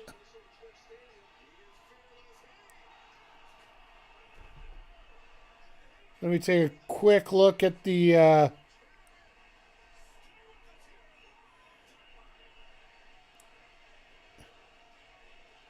we had as we go into our picture-in-picture, we had Brodito in an already in the ring match, and just before Fletcher comes out, they basically go where Brodito's walking through the back and sort of interrupting Fletcher's promo time. So it looks like we might be getting one of Bandito or Brody taking on Fletcher maybe at the pay-per-view. I originally thought it was going to be El Idolo. But the key thing we found right now, and this, I know we were talking about the MJF situation in terms of what match he's going to have it all in. Andrade is now in possession of the Dynamite Diamond Ring, which, when Renee asked how he got it, of course, Andrade gives the best answer in the world. How you know? How we know? It was given to him by Ospreay. We know that from last week. So the story is that MJF is taking some time off right now. He will be probably back for All In. We got to remember, like, All In is literally 5 weeks away.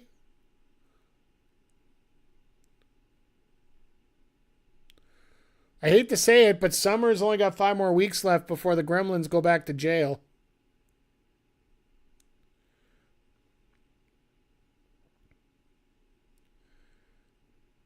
Yes, I said it like that because, well, frankly, most kids, if they're not learning much, that's what they think of school like, so.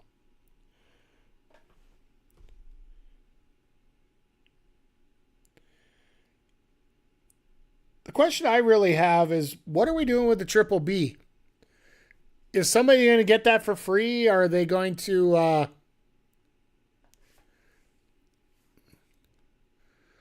They didn't toss it into the crowd like I would have hoped. I'm assuming MJF gets it back, but... As we're getting Crave ads right now instead of,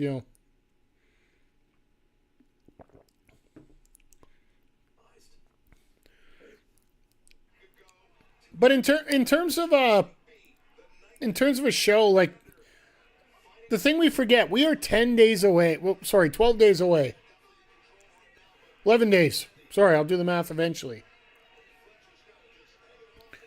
From Redemption. Like, we got to get this card filled.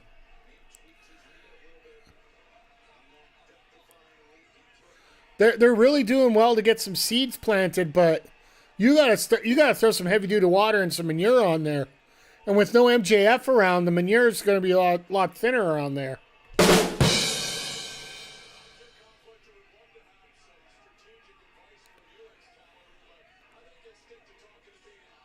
Oh, God.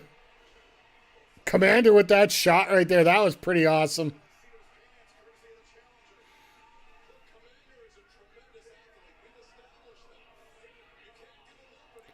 Redemption almost feels like a last-minute addition to the pay-per-view schedule. Yeah. Well, it's also the newest pay-per-view, right? So also, like, next year you could see it be in a different spot.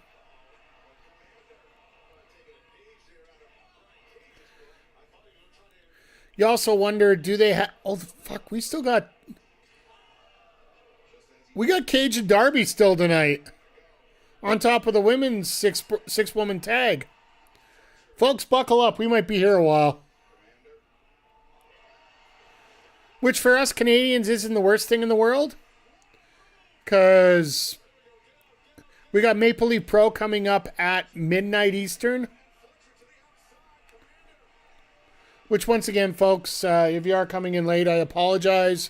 I was going to do a sidecast for Maple Leaf, but the combination of it being at 10 o'clock at night while I got some editing to do, plus most of the people that are watching here won't be able to get access to it till after the show's done. Because once again, TSN throwing out their TSN push. TSN has first rights to show live, so my AEW is showing it on VOD, so therefore you have to wait until the show's done live before you can post the show on VOD, so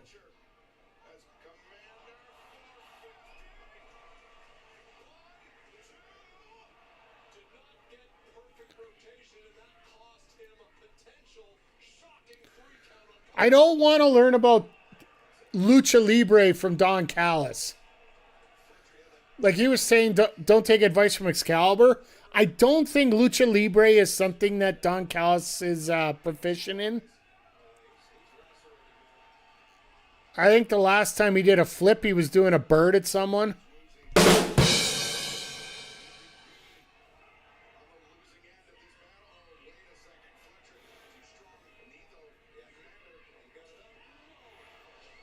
Oh, God.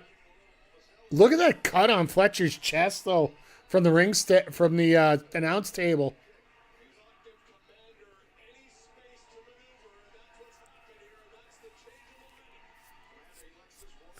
But yeah, Redemption in many ways reminds me of No Way Out back in the 2000s. Where everybody expected it to be a certain... Oh my God, Commander caught himself. What the fuck was that? Folks, I think that might be a first time.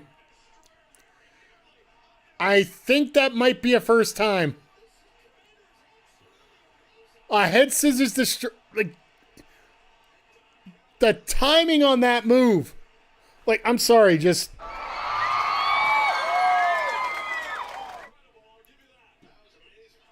That was absolutely bonkers. Holy moly. Twitch, clip that. I just remember we can start doing that now. We'll see how that goes.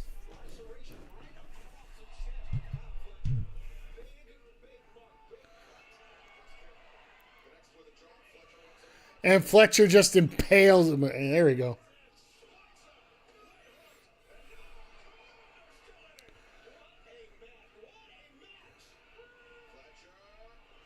Trying to go for the lawn dart. Nobody home.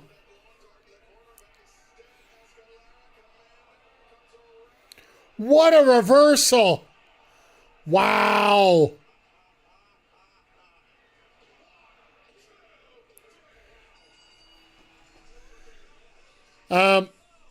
As Zodiac will point out quite well in the chat, every chance he can. You know the best way to describe a banger match? A Kyle Fletcher match. Because one is usually the equivalent to the other. That was insane. But shout out to Commander right there. Like, that was... What in the heck?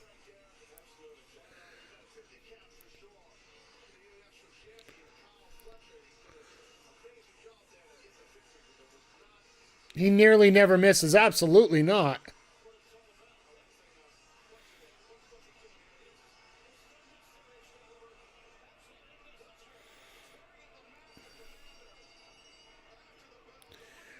This happens a little bit too much for my liking.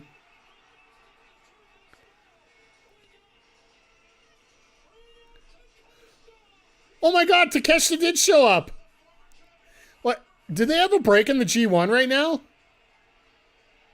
Well, I guess they're flying back to Japan. That makes sense.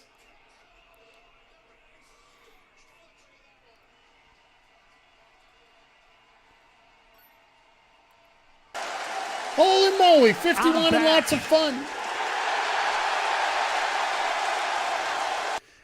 Thank you for the resub. Appreciate it. This will be Takeshi's last appearance till, well, basically till All In, right? I expect him to be Casino Gauntlet, Casino Battle Royal.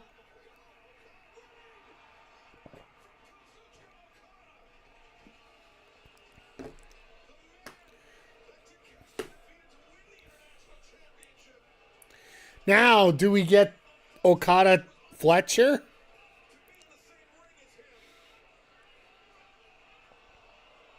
Ooh. Ooh. Ooh. Oh, here we go. Fatal 4-Way. What did I think of this?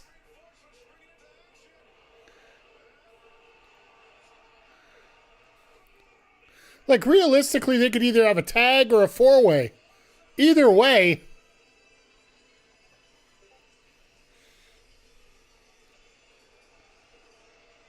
But yeah, this will be Takeshi's last appearance until All In, probably. And there possibly could be a way that Takeshita costs Fletcher the international title at All In.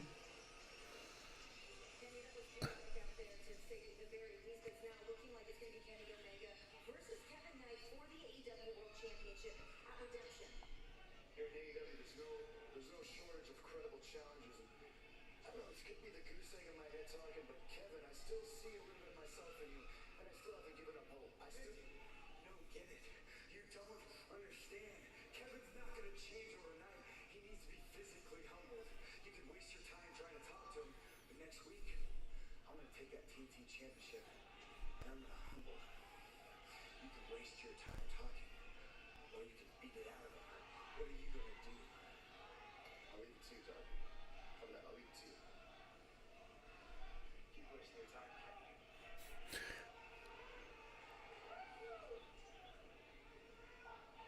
He's right. Some people are what they are. Can't pretend to be anything else. Ooh. Even if they try. Ooh. Ooh. Ooh, I got goosebumps. Our original rivalry at AEW resurfacing again. And Renee's like, why the frick am I getting caught in the middle of this?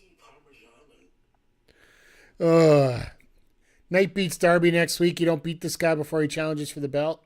Yeah, I don't think the title changes. I think Darby beats the living crap out of Knight, and Knight gets a little help to win. That's when he brings up the fact that he's not going to have anybody in his corner when he takes on Omega at Redemption. And literally, this is the same similar storyline setup that they had between Hangman Adam Page and Kyle Fletcher going into All Out last year. Yeah, it was last year. They had that match at All Out, so I like the setup, and of course, Nats was right there. Like, one of the things about AEW promos, and you know that it can be a fault or it can be a positive depending which way you look at it. I personally find it a bit of a fault that because these guys don't get, I don't want to say they don't get coached, but they don't have that real formal training on promos, that sometimes the promos can wane from staying razor sharp and on target. And that's something you do see on WWE. The entrances can be 20 minutes, but the promos will be smart and right on line where they need to be. And the promos are usually pretty tight. But Mox said, Darby's right. Some people are just, they are who they are. And Mox was looking at Omega, thinking that he was more, because you got to remember Mox's history with Omega. Where that all started is when Omega joined Callis to get the world title off Moxley. And that essentially sealed up Omega as a heel. And yes, we understand the change that's happened. We understand everything that's gone on. But Moxley's not going to forget, because Moxley is also a character that you can't really define as a face or a heel as he goes. And like I said, I really want to start doing some essays on stuff, and this is one that I really want to talk about. The fact that Moxley has never changed his message pretty much since he's come into AEW, period. He's just looking to see how he can find a way to improve AEW, period. Whether it be as a good guy with a bad guy with the title, a good guy with the title, whether he's running a heel faction, a face faction.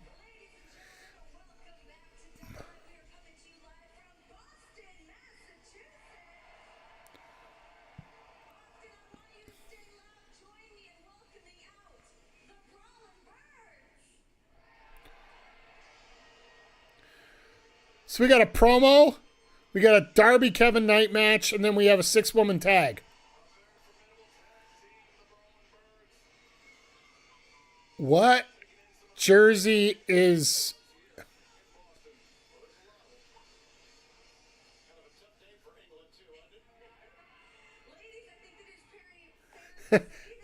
did they just throw out an England reference here? I want to give it a win. No, we want the 2 matches that are left. We don't want to go till 9 o'clock.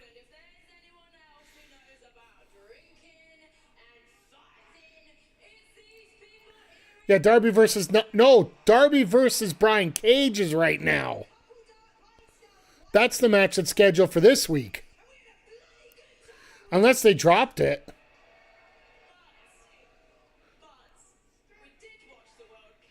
That's why... Yes! Yes, Windsor!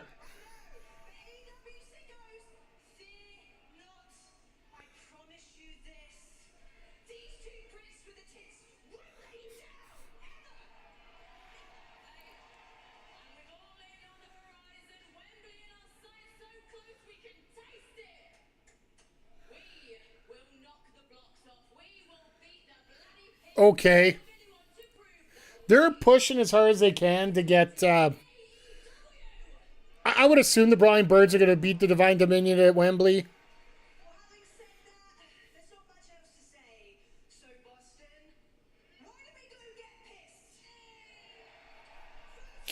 Are they still going to have beer available? That's the question.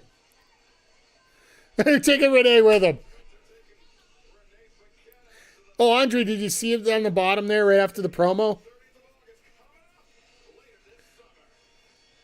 Oh, yeah, she dropped an F-bomb.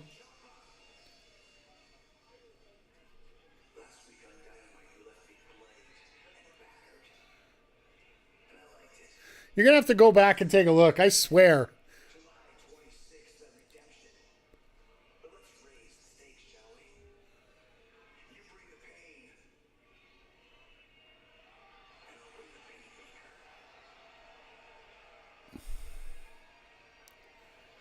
Oh, God.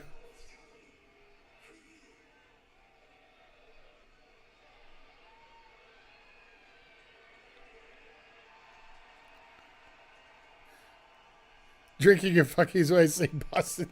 Boston, too.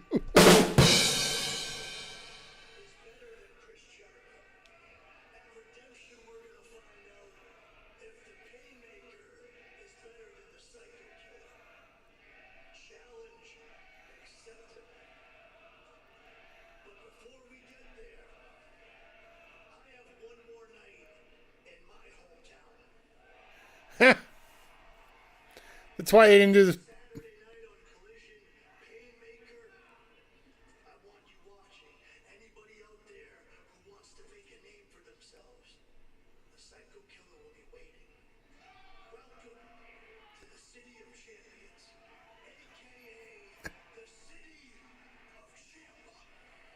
City of Champa.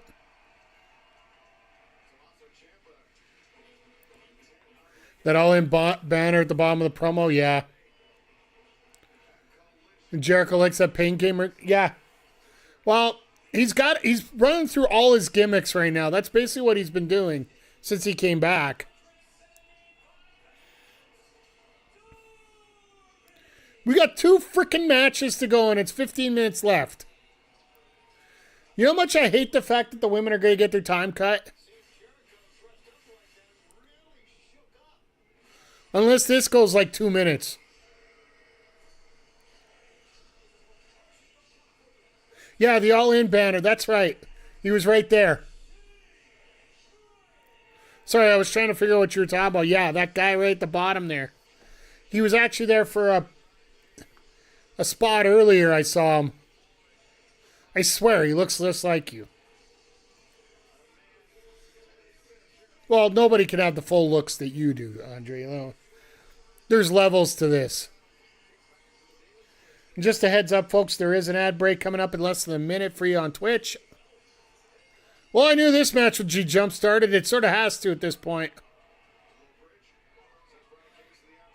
Yeah, the guy looks nothing like... Well...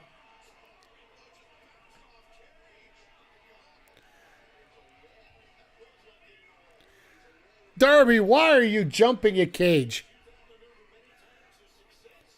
Do you not know his history in Lucha? This guy was one of the most successful wrestlers in Lucha Underground, too. Like, come on.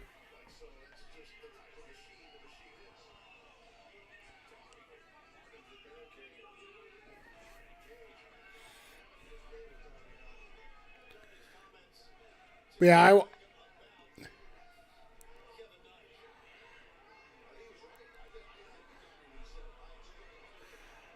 you know what's funny? This is probably just so easy for, oh God. I believe splat is the term that we need.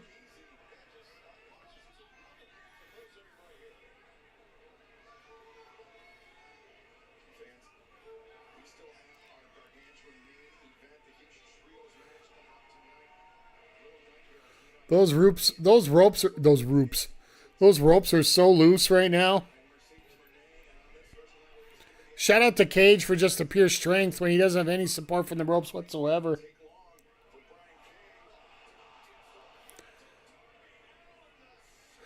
All right, that's gotta suck.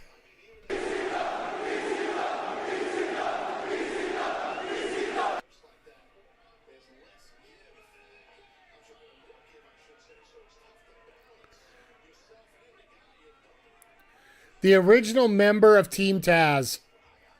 Right there, Brian Cage. It was an interesting concept as they were trying to go through, but I think having Don Callis in that position is just so much better at this point. So, Chad, if there was a manager that you'd want to see in AEW, and I want you to think outside the box, like outside of the... Like, let's not include Paul Heyman in this, because, well, Paul Heyman's a given wherever he goes. What kind of manager would you like to see in AEW?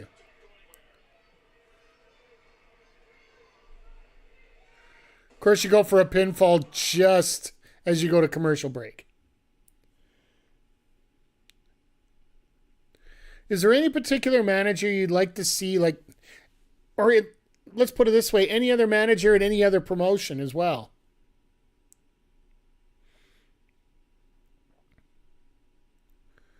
Like, I know Scarlett and Killer Cross are a pair. I'd like to see Scarlett, having Scarlett possibly run with, like, the Triangle of Madness.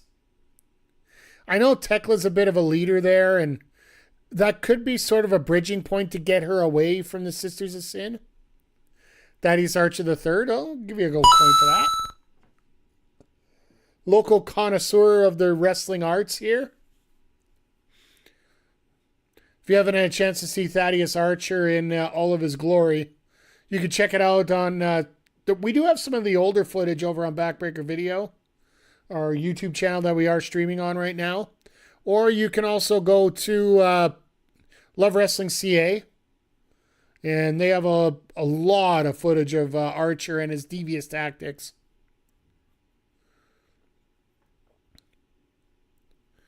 Which I'm sure Andre is in full support of it all the time. Because of one of his major clients right now.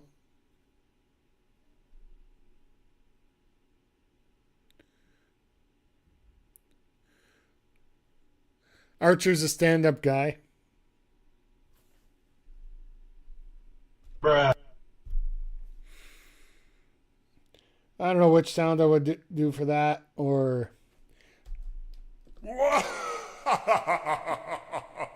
That's probably Archer's laugh half the time.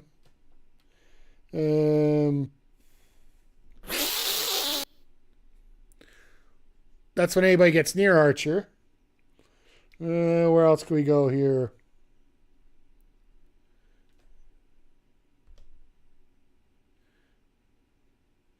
Nah, there's one more I could go through, but I'm not going to because I'm a stand-up guy. No,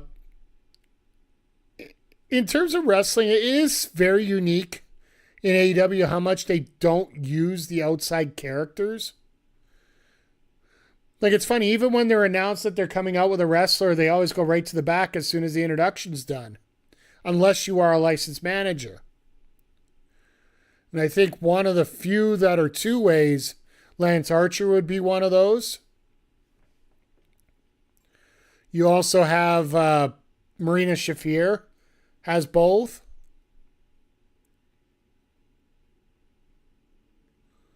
Basically, whoever's babysitting Don Callis gets a free pass.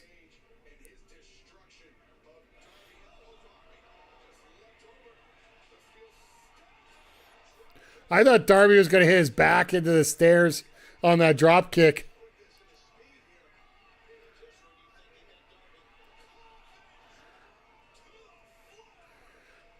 They better push this coffin drop because, like, literally, they're going to start the main event after the show is supposed to be over.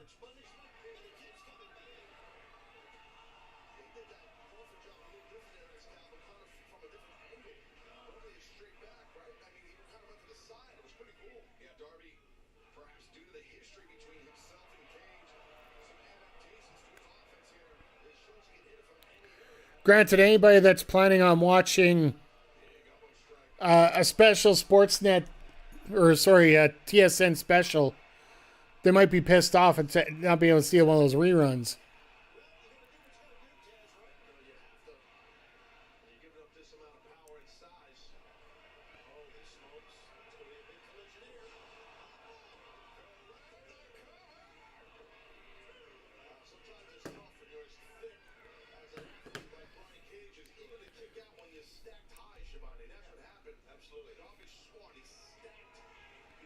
He's going to have to stack him as tight as possible. Why is Darby grabbing his crotch? Did he hit his balls too hard or what? If you didn't see it, that Darby just got married a couple weeks ago. He actually had a mechanical bull at the wedding. As well as, what was the other thing he had there? Well, I guess his father-in-law took a chop from Brody.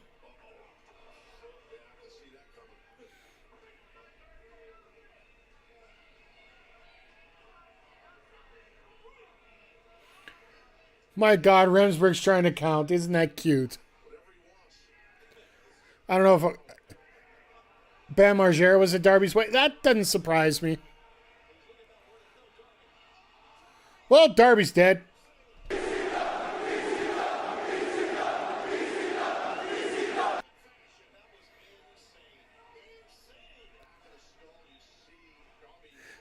Fuck DK, I want to hit EFED action. Patience, patience, patience.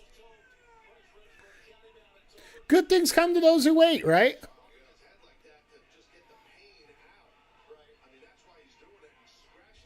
And the thing is, we're going into 4 matches tonight, so we're actually gonna have we're gonna have a fun night.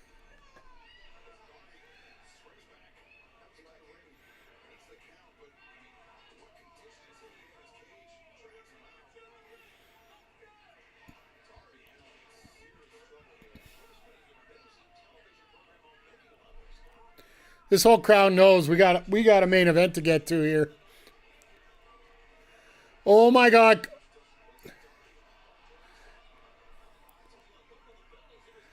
Yeah, Darby used his belt to trip, and then, oh God, here we go.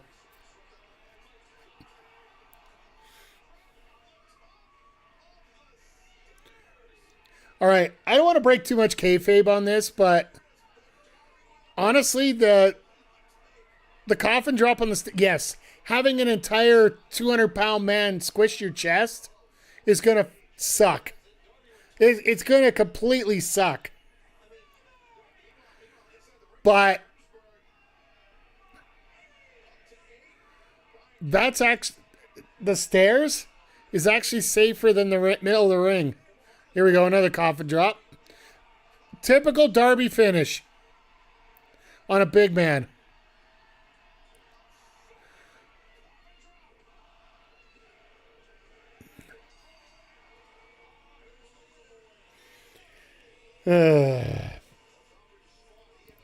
Respectfully, Darby is very formulaic in these type of matches.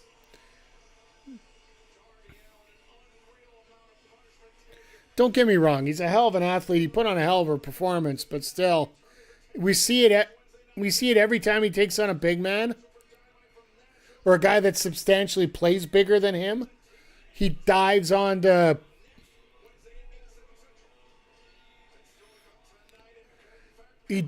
opponent outside, and then by the time they come in, they're not able to recover, and he hits 1, 2, 3 coffin drops, whatever he needs to, and gets the pin. It's not necessarily a bad thing, but at the same time, it's used.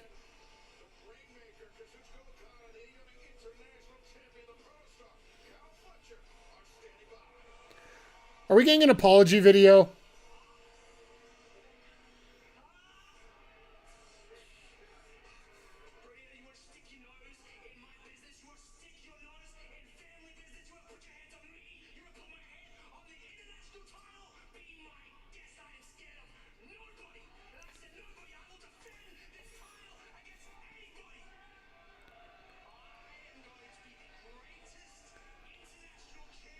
Ooh.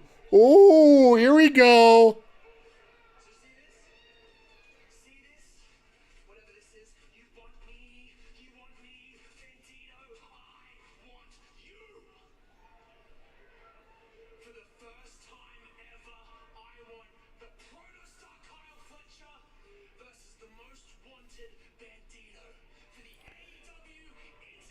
Darby match. Step 1, Darby gets the shit beaten out of her 50 minutes. Step 2, coffin drop, pin, Darby win, lulls. Yeah, exactly. Especially when there's a size difference. You can vary it up when it's different, but yeah, we're going to get Okada, Fletcher somehow in this here. It's going to be interesting how they set it up, but as we are going to our main event here, I want to give you a bit of a rundown of what's coming up here on the channel, because we got a lot of good stuff coming up here. So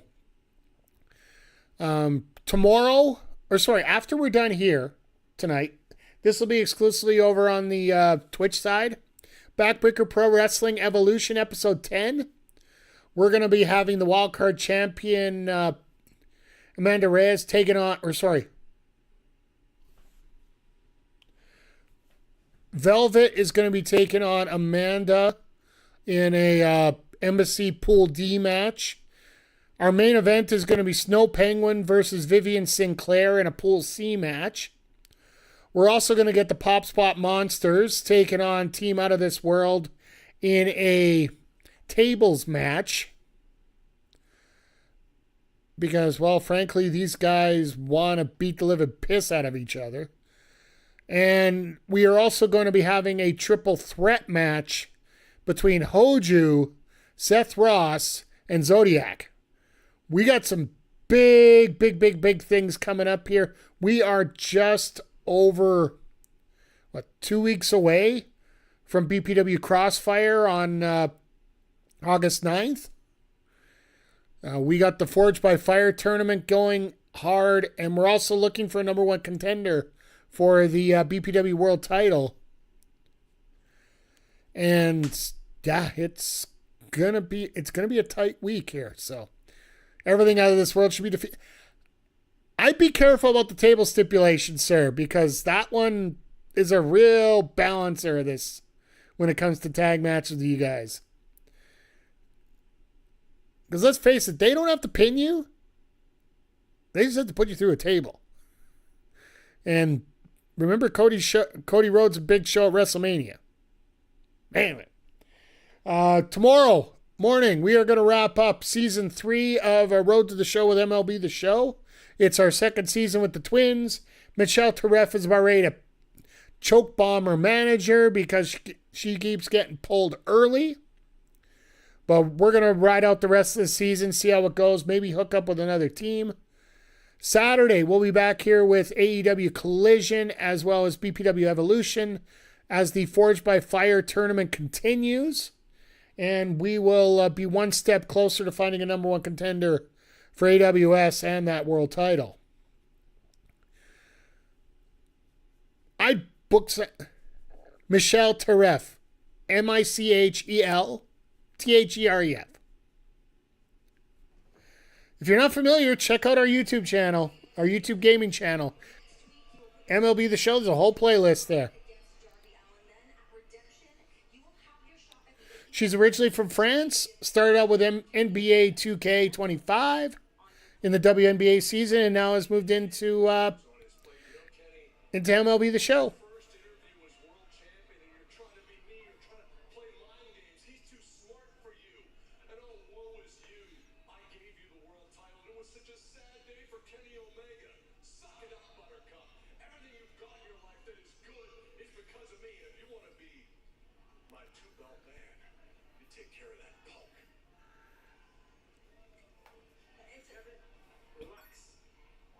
You're gonna die, clown! If there's anything better to talk about Don Callis, that soundbite is perfect for that. Thank you for the blurb. That these people love you enough, and I love you enough, that when you're ready to go back to being who you are, we'll forgive you. I don't need your love, Steve-O. Let me be. Is Speedball going to go heel? What is with all these people trying to make Kevin Knight be who they want him to be? Let the guy be who he wants to be. Oh, here we go. I love how this graphic sets up.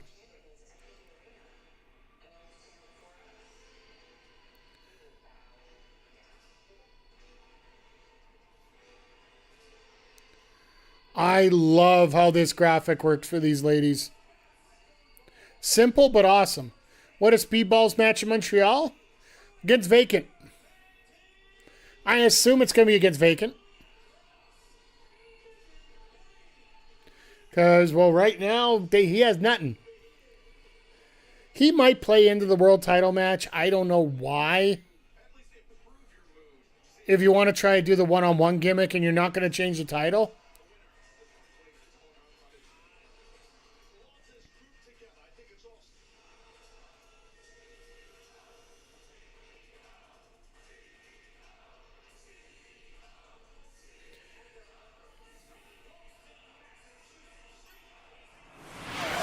I was waiting for it. I was trying to be patient. I wasn't going to go too quickly.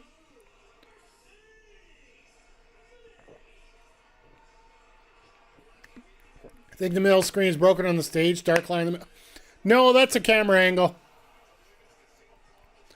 It's something that happens all the time in AEW. They have two screens. If you're looking at it at level, it works. But because they're shooting from a different angle further lower, you're seeing the gap between the two. The other thing is they might intentionally put the gap there because that might be where the hard cam is.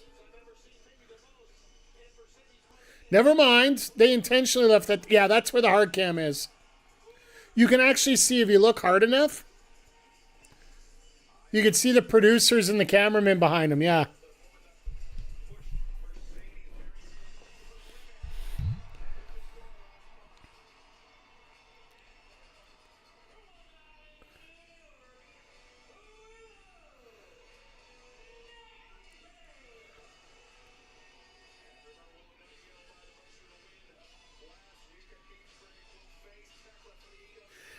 Why did they fucked up the bottom third graphic? Go back and read it, folks.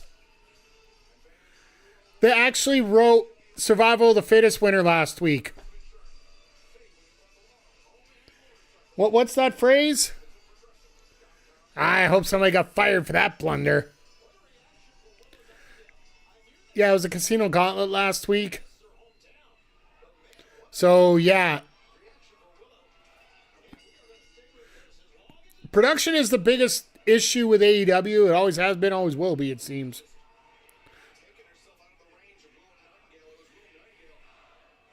Survival of the Fittest is the match that Shida won for the TBS title, if you're wondering for the clarification on this. So,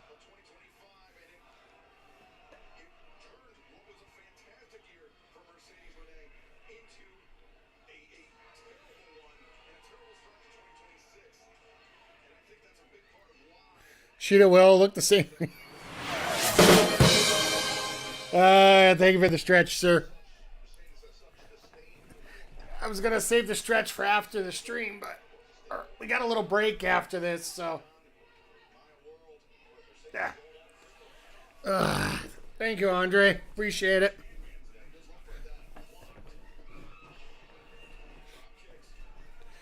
But yeah, we'll be switching over here to 2K here.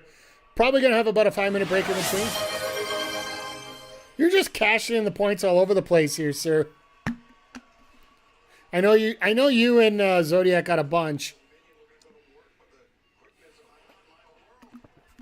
Thank you for the hydrate as well. You got 10 grand. I'm pretty sure Zodiac's got a 192 grand or something. Wish I had enough points to cash in like that. 273K, that's what I thought.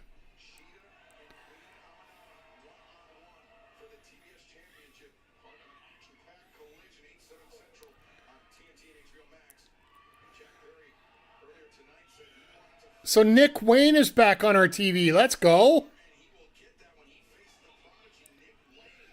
Somebody trying to be a made man. I think Nick Wayne's already there, but we get Mother Wayne on our TV, so nobody is going to complain.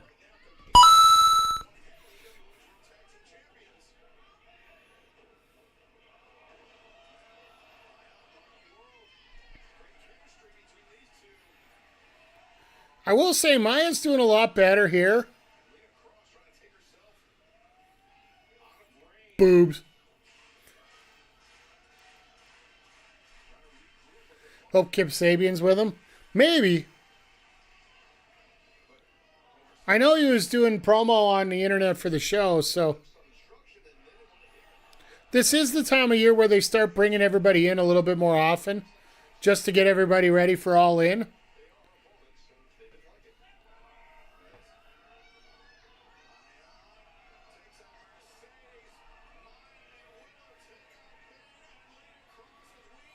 I think that was one of the safest dives I've seen in a very long time. As we're getting a picture-in-picture break when we're in overtime. God damn it. I assume we were going to get 2.5 hours out of this. It looks like we might even do that at this point. Because, yeah, according to my TV, we're supposed to be on SportsCenter Special right now. This actually works out for me personally because I know that I'm not streaming it, but I am going to be watching the MLP Maple Leaf Pro Wrestling Mayhem debut. Stu Grayson versus oh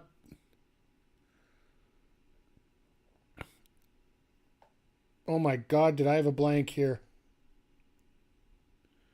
Jonathan Gresham, there we go. That's the opening match for tonight, which will be on straight at midnight. We're also getting Giselle Shaw versus Alice Cromwell, or Cromley, sorry. Talent out of Ontario.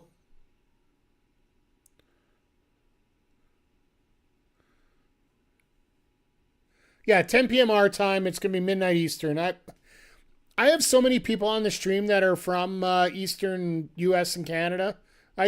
I talk a lot about Eastern time here instead. I know it's 10 local.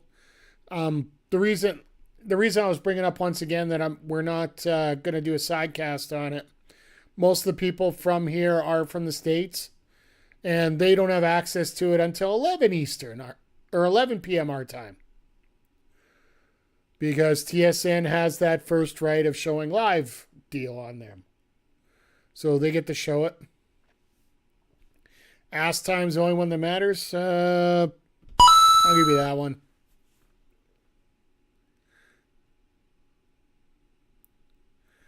It's funny. A lot of people in here know what ask time's all about. But there's a lot of people actually that don't. For those that are wondering, it's Adam's standard schedule, referring to Adam Blank from Remember the Game. He lives in Edmonton as well, so he's in the same time zone. And people, when they were trying to coordinate, they used to just start calling, instead of MDT, EDT, all that, they just went ASS because, well, ass. So, yeah, that's why whenever you see that pop up, that's where it's from. So, if you aren't familiar, now you're familiar. So, once again, everybody, I know we're 2 hours 15 minutes into the show, and you guys have been great tonight. I am so thankful for all of you. You've been loud. You've been talkative. I live in Chris's Universal National Time.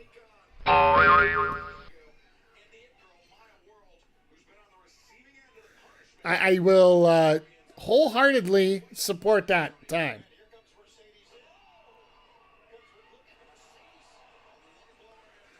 Double lung blower into a double German. That was pretty cool. Zodiac is known as Chris Copleen of the Retro Hangover podcast. Proud supporter of Backbreaker Pro Wrestling. So,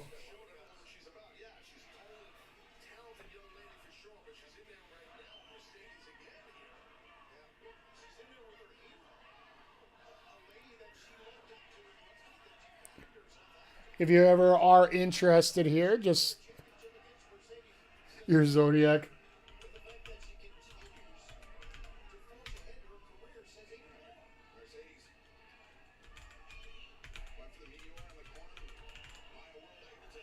If any of you are interested, please feel free to check out the link there. It will take you to their link tree for their podcast. If you like retro games, it's a lot of fun to listen to every Sunday.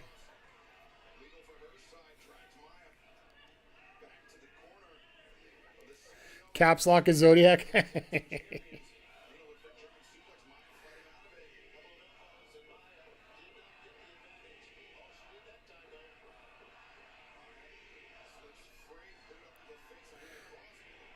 I love the fact that the Divine Dominion are absolutely getting nothing here.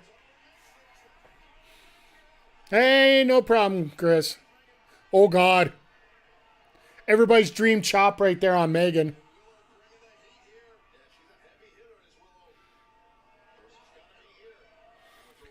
With all due respect, Megan Bain needs to be AEW World Champion at least once.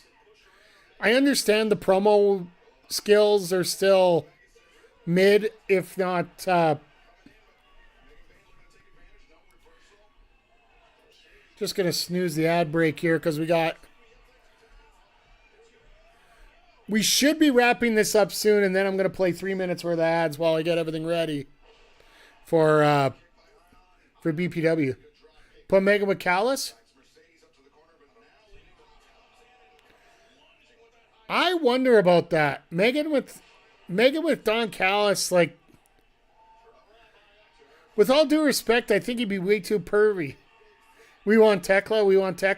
You might get Tekla here yet. Because the two people that are involved in, well, if you weren't around on Saturday, after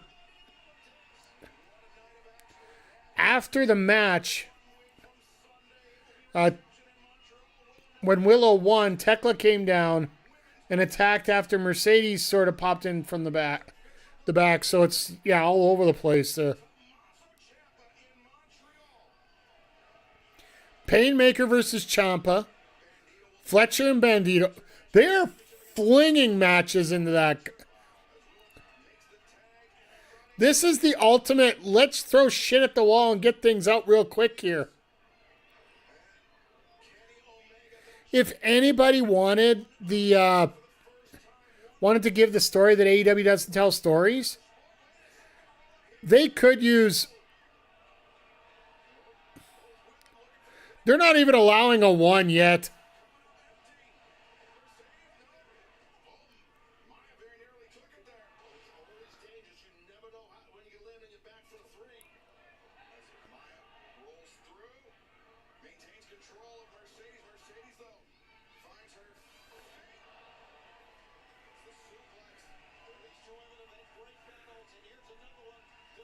Wait, Andrade did this already. Mercedes, are you allowed to do that if Andrade's already done it once? I guess it's your hometown, so you do get to get away with it, right? So.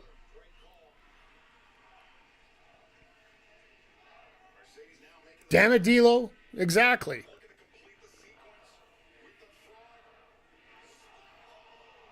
Oh, she ate it on her head right there.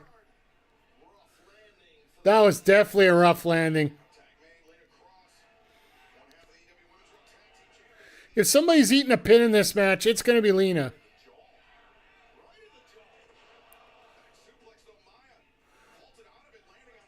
Maya didn't get the hips over, but...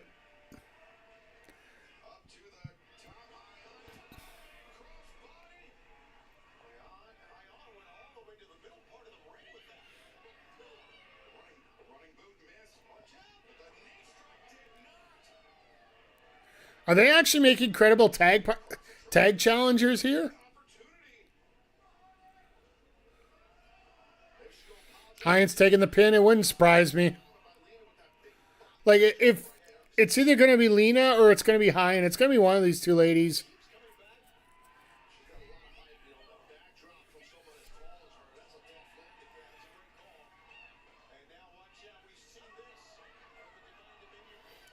Hyan didn't expect Megan coming in, so she started moving. That's not good.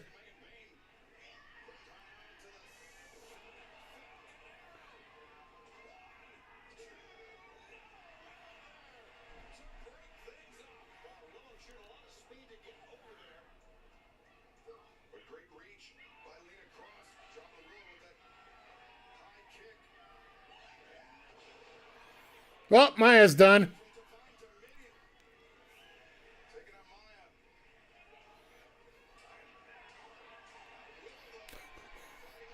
Those slaps, seriously.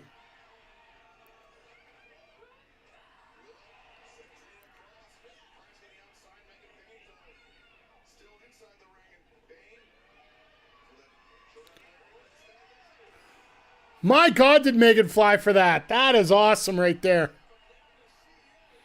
Timed it perfectly. Oh, God. Well, there goes Willow's knee. Oh, gee, it's Mercedes and Hyan. Go figure.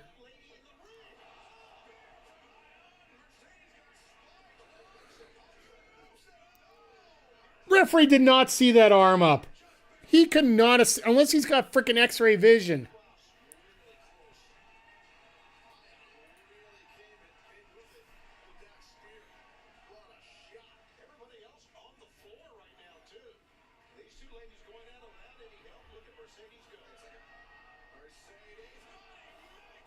There it is. Mercedes getting the win at home. What a shock.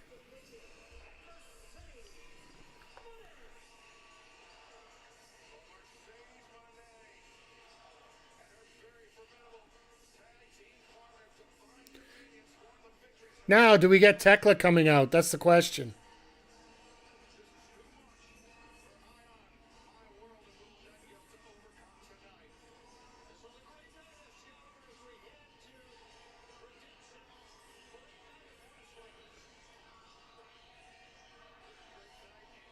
There's some champions right there. That is a faction right there and a half.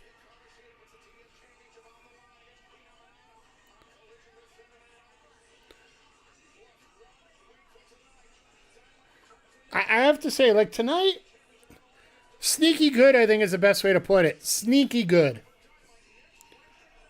Oh my God. Omega, Ospreay, and Moxley on the same team? Yeah. I don't know if that's going to turn out great or turn out to be a disaster. Either way, it's going to be fun. And I hope you guys get an opportunity to check it out with us here. This has been a blast so far tonight. And I say so far because we got Backbreaker Pro coming up here in just a moment. Yeah, the best way to explain tonight, and we're not going to do a long wrap-up tonight because, well, frankly, they took enough of our time. Sneaky good, I think, is the best way to put it. When I cracked you up doing the titles dick swinging thing, yeah. All three of them were actually doing that to start. That's where the Divine Dominion hold the titles now. They're doing the same thing coming out. And now Mercedes doing it going back. So sneaky good, I think, is the best way to explain it. There's a lot of good stuff here. One thing we talked about off the start of the show is the fact that they are that close to a pay-per-view, so they need to get on it to get things going. And they really did do that. Especially at the end of the show, they showed like 5 matches for the card already. And just out of one show, while a lot of the storylines may be a little hit or miss or a little bit simple to put together for some of these matches, I don't mind them. Like, I think Bandito and Kyle Fletcher is going to absolutely slap. I think Kevin Knight and Kenny Omega, there's enough of a story there to basically put the expectations right where we expect them. And the job of that match is going to be to see how close can Kenny Omega make it look that Kevin Knight's going to win the title. That's the question we're going to have for that match more than anything else. And frankly, everything else just fit into line pretty much the way it should have. It did run long, and I do blame that on the Omega promo with Ospreay and with Ospreay and Knight in the ring there. It could have been compressed a good 5-10 minutes, but hell, we are 20 minutes over. I guess with Kenny in charge, the Omega era means overrun. But you know what? If you're getting good wrestling, you're not going to complain a whole lot. So, but with that, I think that's going to wrap it up for this portion of the show. Twitch, hang on for a sec. YouTube, we're going to be wrapping it up on your end as we are recording for Backbreaker_gaming for Backbreaker Pro Wrestling. You can check us out on there.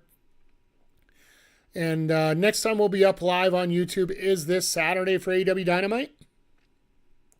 So feel free to stop by, say hello. And we have had an absolute blast here with everybody. So much fun hanging out here. So, as always, folks, thank you for being here. And we will see you all here next time on AEW Dynamite. We'll see you on Saturday. Maybe I can get my outros done right.